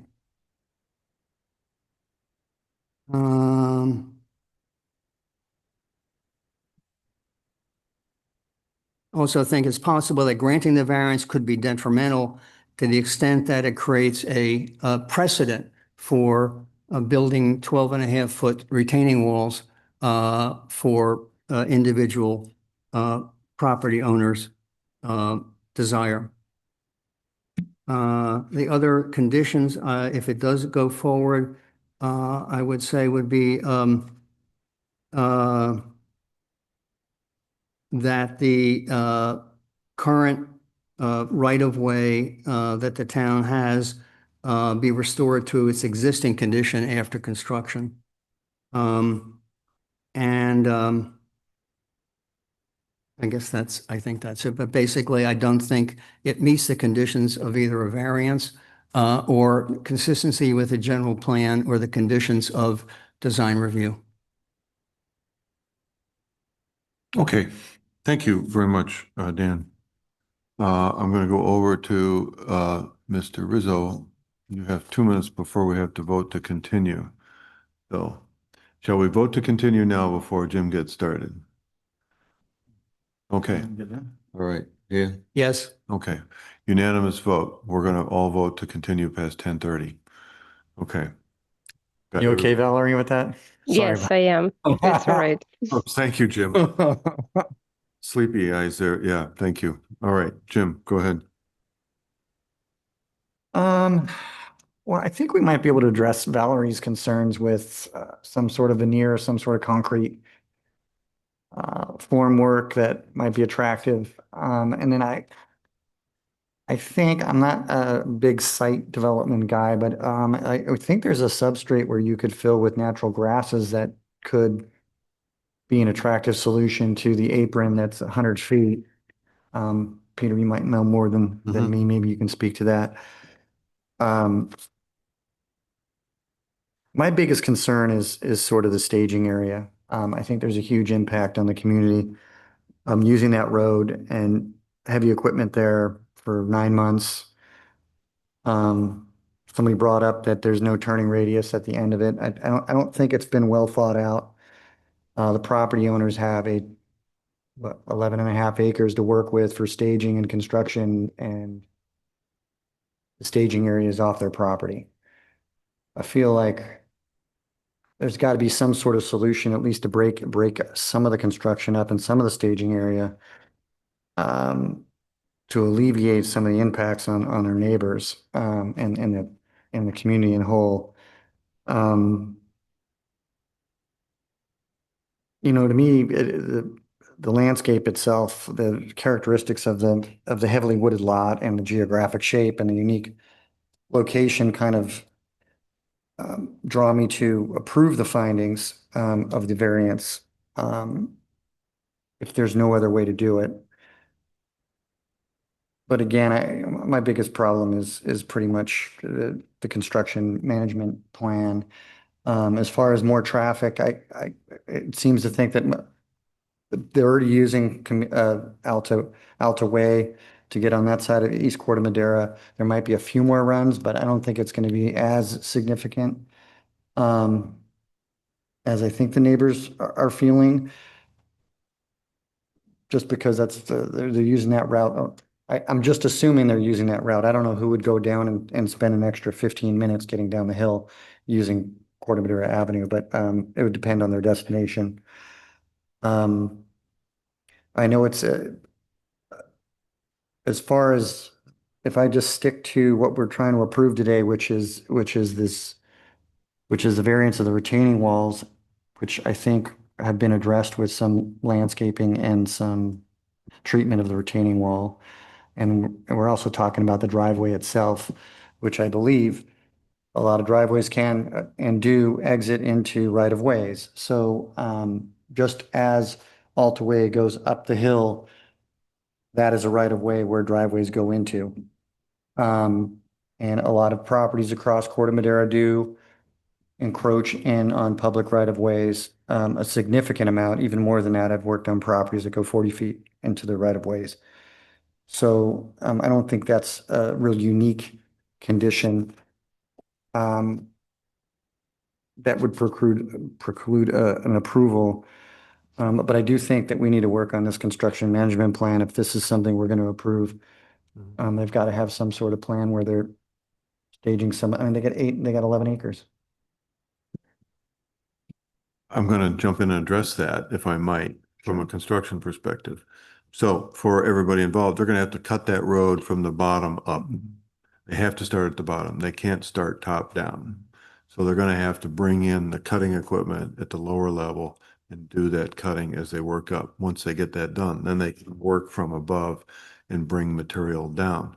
What I interpret from the plan is that they're going to put the workers up top for the most part, park them there, and they'll wander over and work down the hill wherever possible. But when they cut that road, they're going to have to start at the bottom and then evacuate the dirt out. They can bring other material after that down from above. And I think that's how we could say they have to approach that in a CMP to get it done from above as much as possible and not stock all the formwork and everything down at the bottom of the hill. They're going to have that area at the end of that cul-de-sac as a stockpile. That's what I see there. They're stockpiling dirt there for when they have to backfill against the wall. So they're going to stack it in there and then pull it back out and put it behind the retaining wall once they get the retaining walls built. So they're not taking everything down the hill. They're cutting and stockpiling dirt, and then they got to put it in, compact it, and then put the road surface over that. So that's a stockpile. They need a place to stockpile. They can't stockpile that up on top of the hill. They've got to do it at the bottom. That's my. So once the grading and the drainage work is done, can they move all the operations up top? I would think so, to a large extent, So they don't need to do it. They're going to have to bring in a pump truck from the bottom. They're going to have to pour those walls from the bottom. They can't pour that from the top until the road gets built. So they're going to have to work their way up the hill. They'll pour the bottom retaining wall, work their way up, backfill, work up the hill, and pour those retaining walls as they go up. That's just a fact of life. It has to be done that way. They can't start and work down the hill. And they stage the equipment on the driveway as they work up the hill so that we can give the public right of way back to the community? Maybe, with that, because it's wide enough for a fire truck, they may be able to store it up there, not store it down below. I think that's a reasonable assumption, right? On a daily basis, they can park it on the route that they've already backfilled and get it out of the public right of way. So I think that's a common sense approach to how they'd go about the construction. If that goes ahead, but I think to your point, concrete form, concrete color, that might not address all of Valerie's commentary, but I think we could condition it to, if we were going to go forward, to say that they've got to set up a dialogue with the neighbors to create a more park-like setting down there at the bottom of the hill. Pathway, something that the neighbors come to an agreement with. Staff can oversee that process and say, okay, you're together in a room, you're going to come out with an agreement about how there's a path, how there's park-like setting, something to allow that to occur. The path, the road itself can be done with materials. I've done many fire truck access roads that have no gravel on it. It'll hold 70,000 pounds without putting gravel down. That's up to the applicant to do that. It just means a different assembly of materials that go on in the ground. They can do it. We've done it with mulch. I put it over archaeological easements. All of those things are possible that they can do that, a road over, and if necessary, pull it back out and restore it to the natural grade that's there. It can be done. Go ahead. I interrupted you there to to some extent. No, you're go for it. I forgot what I was gonna say. I said those things more to be clear about my understanding of a process that road would be built with. And I understand the limitations of the construction project, and that would be what is required to do it that way. So what else is on your mind about that? Well, I mean, yeah, I think we can ask for a better construction management plan with them trying to, with some of the, They do that when they go in for the next flow, right? A construction management plan right now is a draft plan. It will be developed with the direction we provide them. Yeah. Is that correct, Margaret? It'd be submitted and reviewed by the Public Works Department as part of a building permit submittal. And that's typically when construction management plans are submitted. Additional detail was put in the plans to address comments from the commission, I believe, at the last meeting. But if more details would be in place with the building permit submittal. can we condition that some of the, I wanted to get the Public Works, it gets approved and then it's just, Right. 9 months of construction with everything being stored all along that whole street, No, so we could say that it has to be devised in order to create a removal of equipment from the street and from the public access as soon as possible. Public Works and the inspection team can make sure that that happens, right? They can say, okay, you're done with this, get that equipment out of here, get it off of here, right? So there's a site person in charge of it there, and the construction management plan can call that out if they detail it up. What equipment is necessary for what phase of the operation and when it moves in and when it moves out. That can be in the plan, and it should be in the plan, given the scrutiny. Yes. Okay. Hey, Valerie, I'm going to ask you something. So, talking about community involvement, and the fact that there are specific, items you mentioned, in terms of what happens along that public right of way. If you were to condition this, what would you say specifically besides creating opportunity for discussion, opportunity for improvement to the area, landscaping? How would you address that? If we were conditioned that, I'm not sure how that's going to go, but if we were conditioned that, I would approve. So, and specifically, is there anything you would ask for in that condition that take place for a idea of a thing or a function? I think it would be, I'm not sure what's the right way to phrasing it, but perhaps working to unify neighbors and the owners and design team together to come to an agreement that, or compromise, if you will, that will work for everyone, where there will be no objections by the neighbors. It seems that currently the neighbors are strongly objecting the construction due to the fact that perhaps not fully understanding the project, or perhaps not being able to advocate for the way they use the right of way. So working through that piece of land where it is a right of way, I think that would be my condition for approval, is to come to the unifying agreement with the neighbors on that particular topic that is below the driveway. I feel like owners do have the right to build the driveway on their property. It's just when it's encouraging into the public road. And I do see, again, as I mentioned earlier, I do see benefits for the road improvement, as well as the ease of payment for the private road maintenance, because you're going to have yet another family that will be contributing to the paved driveway.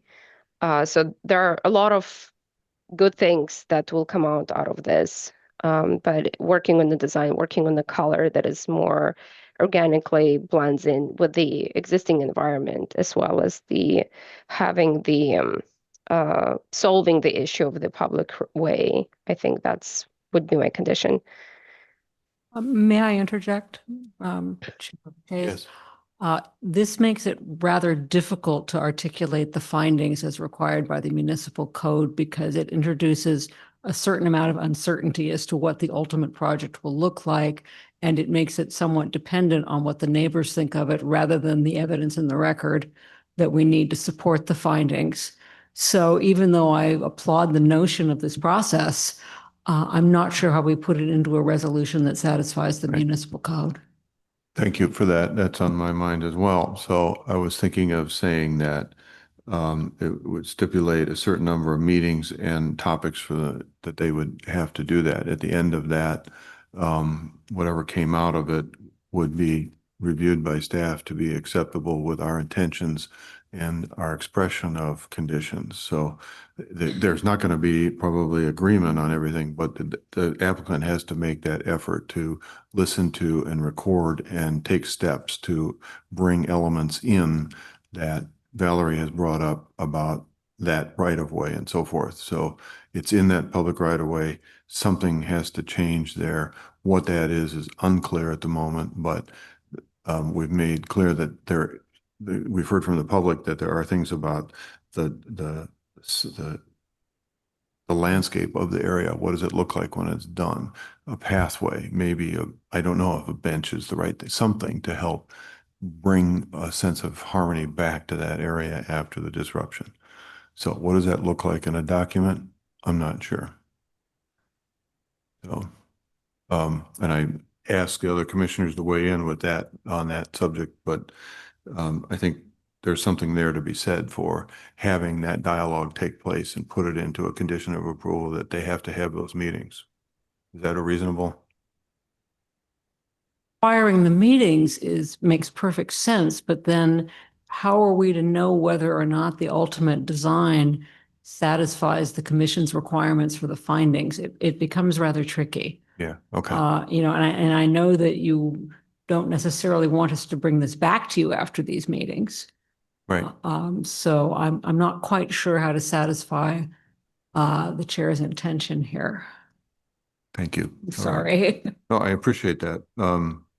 All good intentions have a other side that you have to figure out how to do it. So where I certainly land on this is the following, is that I agree with the commissioners that say that the applicants have the right to do this. I think that there's no denying them that. The variance does not seem to be excessive given the circumstances of the location of the wall, and that it can be approved in my view. I think that this process has distilled the application better than it was when we started with it. I think there's better information. I think that we have certainly gotten some of our questions answered. I think that when I travel in the area at the beginning and the end of the day, Corte Madera Avenue is backed up. I can't get down Corte Madera Avenue into Corte Madera coming from Mill Valley. That's a real problem. So and that's why people are routing down Alta Way. It's a problem. You are stuck.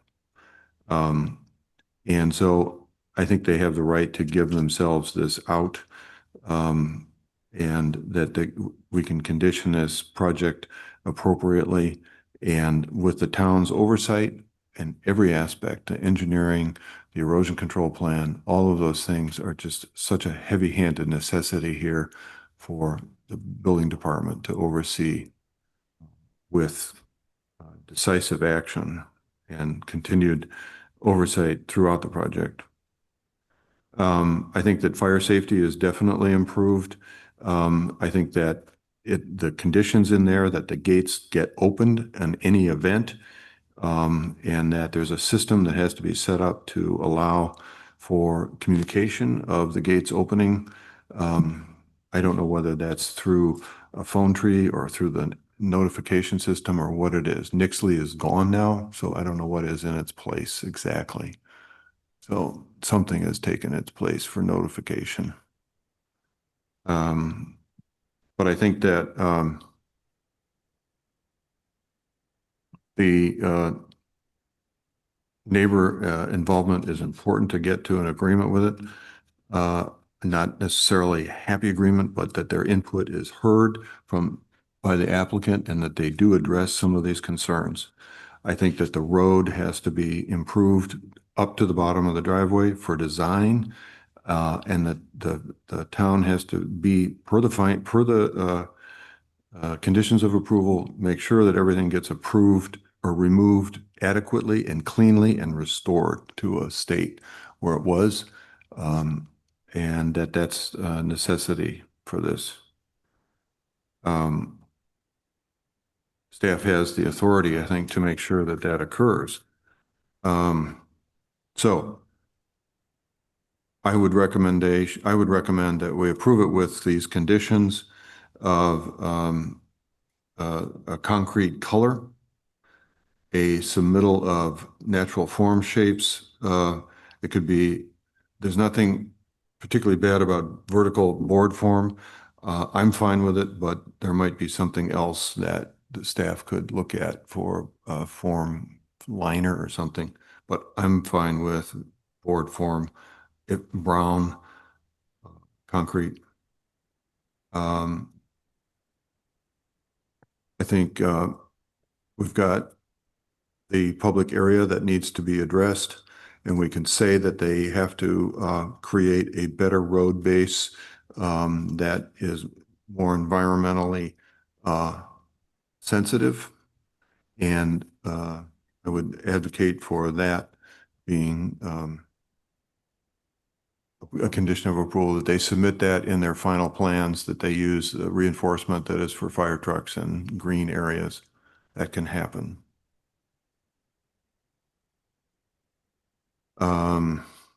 The ability for the gates to be opened in a fire emergency has to be defined, and I don't know what that looks like, as I just said. There's some way of doing that. I think that conditioning it for a meeting between the applicant and the neighbors to address that area and have a no less than 2 meetings before they go to a building permit application would be appropriate to define what is a possible solution to some of those areas. Interject, it sounds as though some of this would be subject to the planning review as well, when we're talking about improving the public right of way beyond what the design currently shows. Well, it just means changing out the road base for a different material that they're saying on the plan they would use road base. I'm saying use a material that has less impact, visual impact on the area. I don't think that that changes the use of it for heavy trucks and that kind of thing. It just means that it's a different material. I recommend it be added that as approved by the fire department. Yes, absolutely. That the fire department should also approve the means of locking and unlocking the gate. Absolutely. They have more experience with that. Yes, I have no idea how that would work. Right. So, oh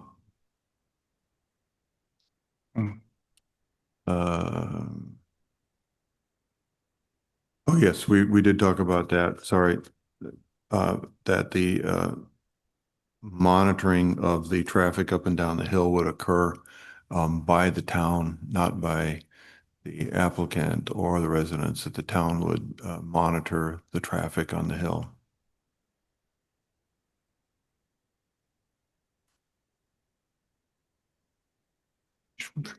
Method to be determined. We don't know that. Staff will do that. So we're not here to. So that's a condition of approval. Trying to write them all down. Right. Anything else you want to Well, interject? there were three things. One is we didn't hear from the commission about construction hours and days of week. It currently reads, it could be Monday through Friday, 7 to 5, and Saturday and Sunday from 10 to 5.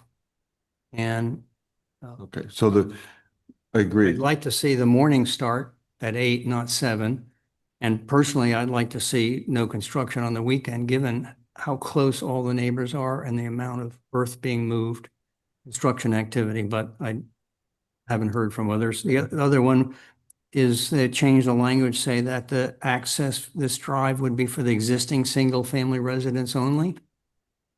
Because that's the traffic counts we've been given. And if there's a lot split, it would be double the traffic that we've been told is going to be on this road. And then restoring the town right of way to its existing condition after construction. It says that in there. I was just making a point about the fact that it's got to be done. What? Restoring that Yeah, area. okay. Yeah. I'm going to ask, so on the hours, the gentleman from the construction company said that they wouldn't work Sundays. He said that Saturdays was for change out of equipment, not, it's work, but it's not the earth moving effort. So he would not be running the bulldozer or the grader or any of that stuff.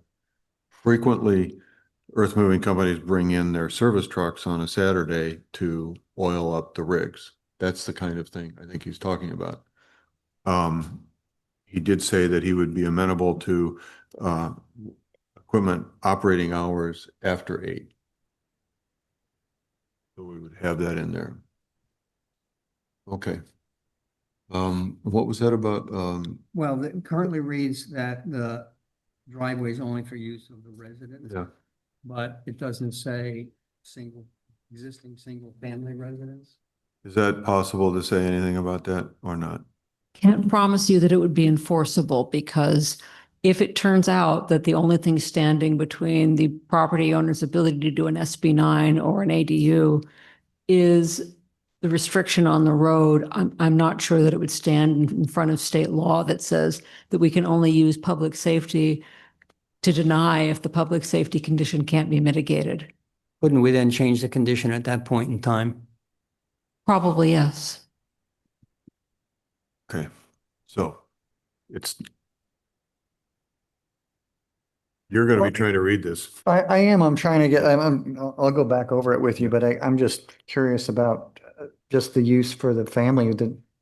The staff's still going to be going down Alta Way and Staff is going to go down Corte Madera Avenue. until they need to use Sausalito, and they're going to go down Alta Way, and they're going to be the same amount of traffic. Just going out the door from top of Corte Madera Avenue, they might do that, and nothing can stop that, I suppose. Yeah. I mean, I just, Yeah. So we're going to resolve this in 6 minutes, or we're not. okay, so I have restore the existing public right of way. Here's how we can word it. Restore the existing public right of way to the existing condition or better. We're not saying what the design is. We're just saying it's going to be at least as good as it is today and perhaps better. Would that work, Ann? Oh, okay. Create a better road base for the first 100 feet that is environmentally sensitive. Right. should be subject to staff's discretion as determined by staff. Absolutely. Yes. Okay, someone's gonna have to correct me when I get through this, Joe. I missed something. Environmentally sensitive, and more environmentally sensitive. And there was something else about it. Well, it has to be fire department approved. And fire department approved. So that's two things. Retaining walls will be of color and texture to be modified to blend in with the environment. Brown concrete color. We want to put brown concrete color? That would be my choice. Okay. No heavy equipment on the, no heavy equipment, work on the weekends other than moving of equipment or maintenance. No work on Sundays, Supplies and maintenance only. Yeah. supplies and maintenance only. Um, those are the big ones. And then Dan had, The residence?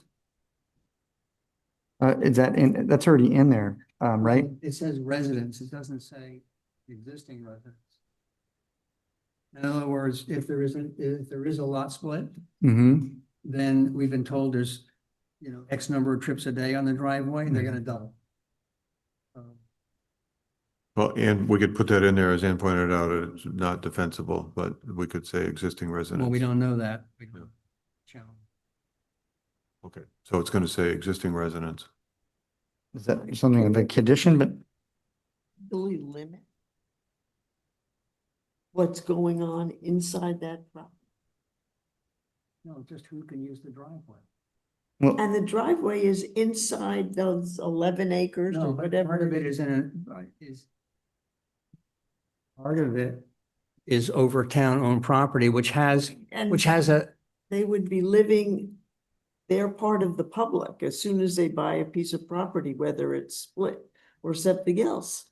They have a right to use it because they're part of the public.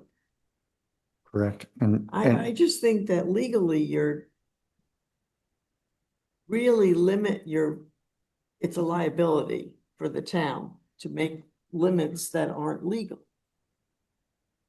All right, Jim, let's continue on. We have 2 minutes. all right, well, I'm going to make a motion with the four things and then. May I add very quickly, I think 8 a.m. start, that also was part of the conversation. 8 a.m. start, yes. That's daily? Daily, yeah. Commissioner Rizzo, Mhm. can you also request that the change be made to 26, condition of approval 26 as outlined in the red line comment provided? Please, can you repeat that, please? Condition 26. Yeah, this was the, Be altered. yeah.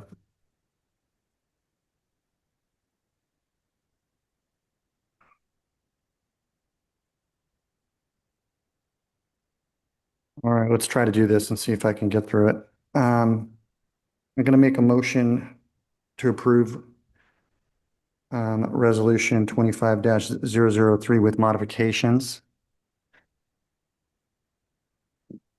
That include to restore the existing 150 feet to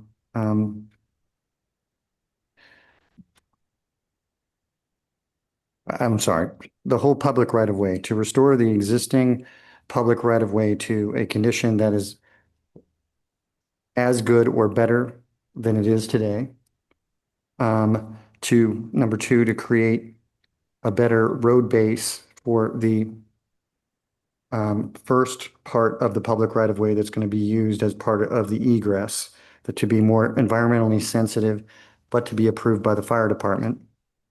Number 3, to have the retaining walls be a brown color and textured to be modified to blend in with the environment. Number 4,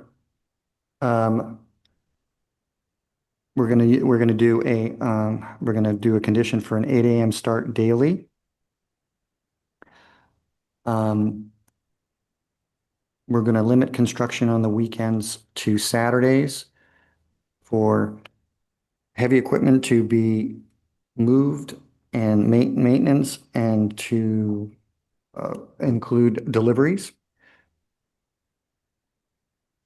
We're going to have, now that's condition 4.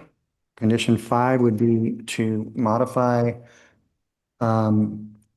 condition number 26 to be altered to include the text that states, further, staff may use the second driveway for limited purposes of providing repair and maintenance to the driveway and adjacent landscape and drainage improvements. So in the matter of So one more, and that is that the applicant and the neighbors have a minimum of 2 meetings to address the public right-of-way issues. Do I need to repeat that? Okay. So I move to approve in the matter of design review application PL 24-0048 DRC for a 5% increase in lot coverage for a second driveway, including a new retaining walls and entry gate, tree removal, landscaping, grading, drainage, replacement planting, and a variance application PL 25-0016 to allow retaining walls exceeding 3 feet in height in the rear yard setback at 800 Corte Madera Avenue. Okay, second, anybody? Second. All right, let's take a vote. Commissioner Bushoyer, Yes. Commissioner Bendel, Yes. Commissioner Kenny, No. Vice Chair Rizzo, Yes. and Chair Chase. Yes. Motion carries. All right, you have something to read for us? Following action by the Planning Commission at a public hearing or meeting, any decision of the Planning Commission may be appealed to the Town Council within 10 calendar days. Appeal forms are available at the Planning Division, at Town Hall, or online, and a $300 filing fee is required. I also note that our alarm system will be arming, so as soon as we're done, we need people to leave. Okay. I would like to just say thank you to everybody, the neighbors, and for all your comment and effort in this. It means something. Thank you very much. All right, we're adjourned.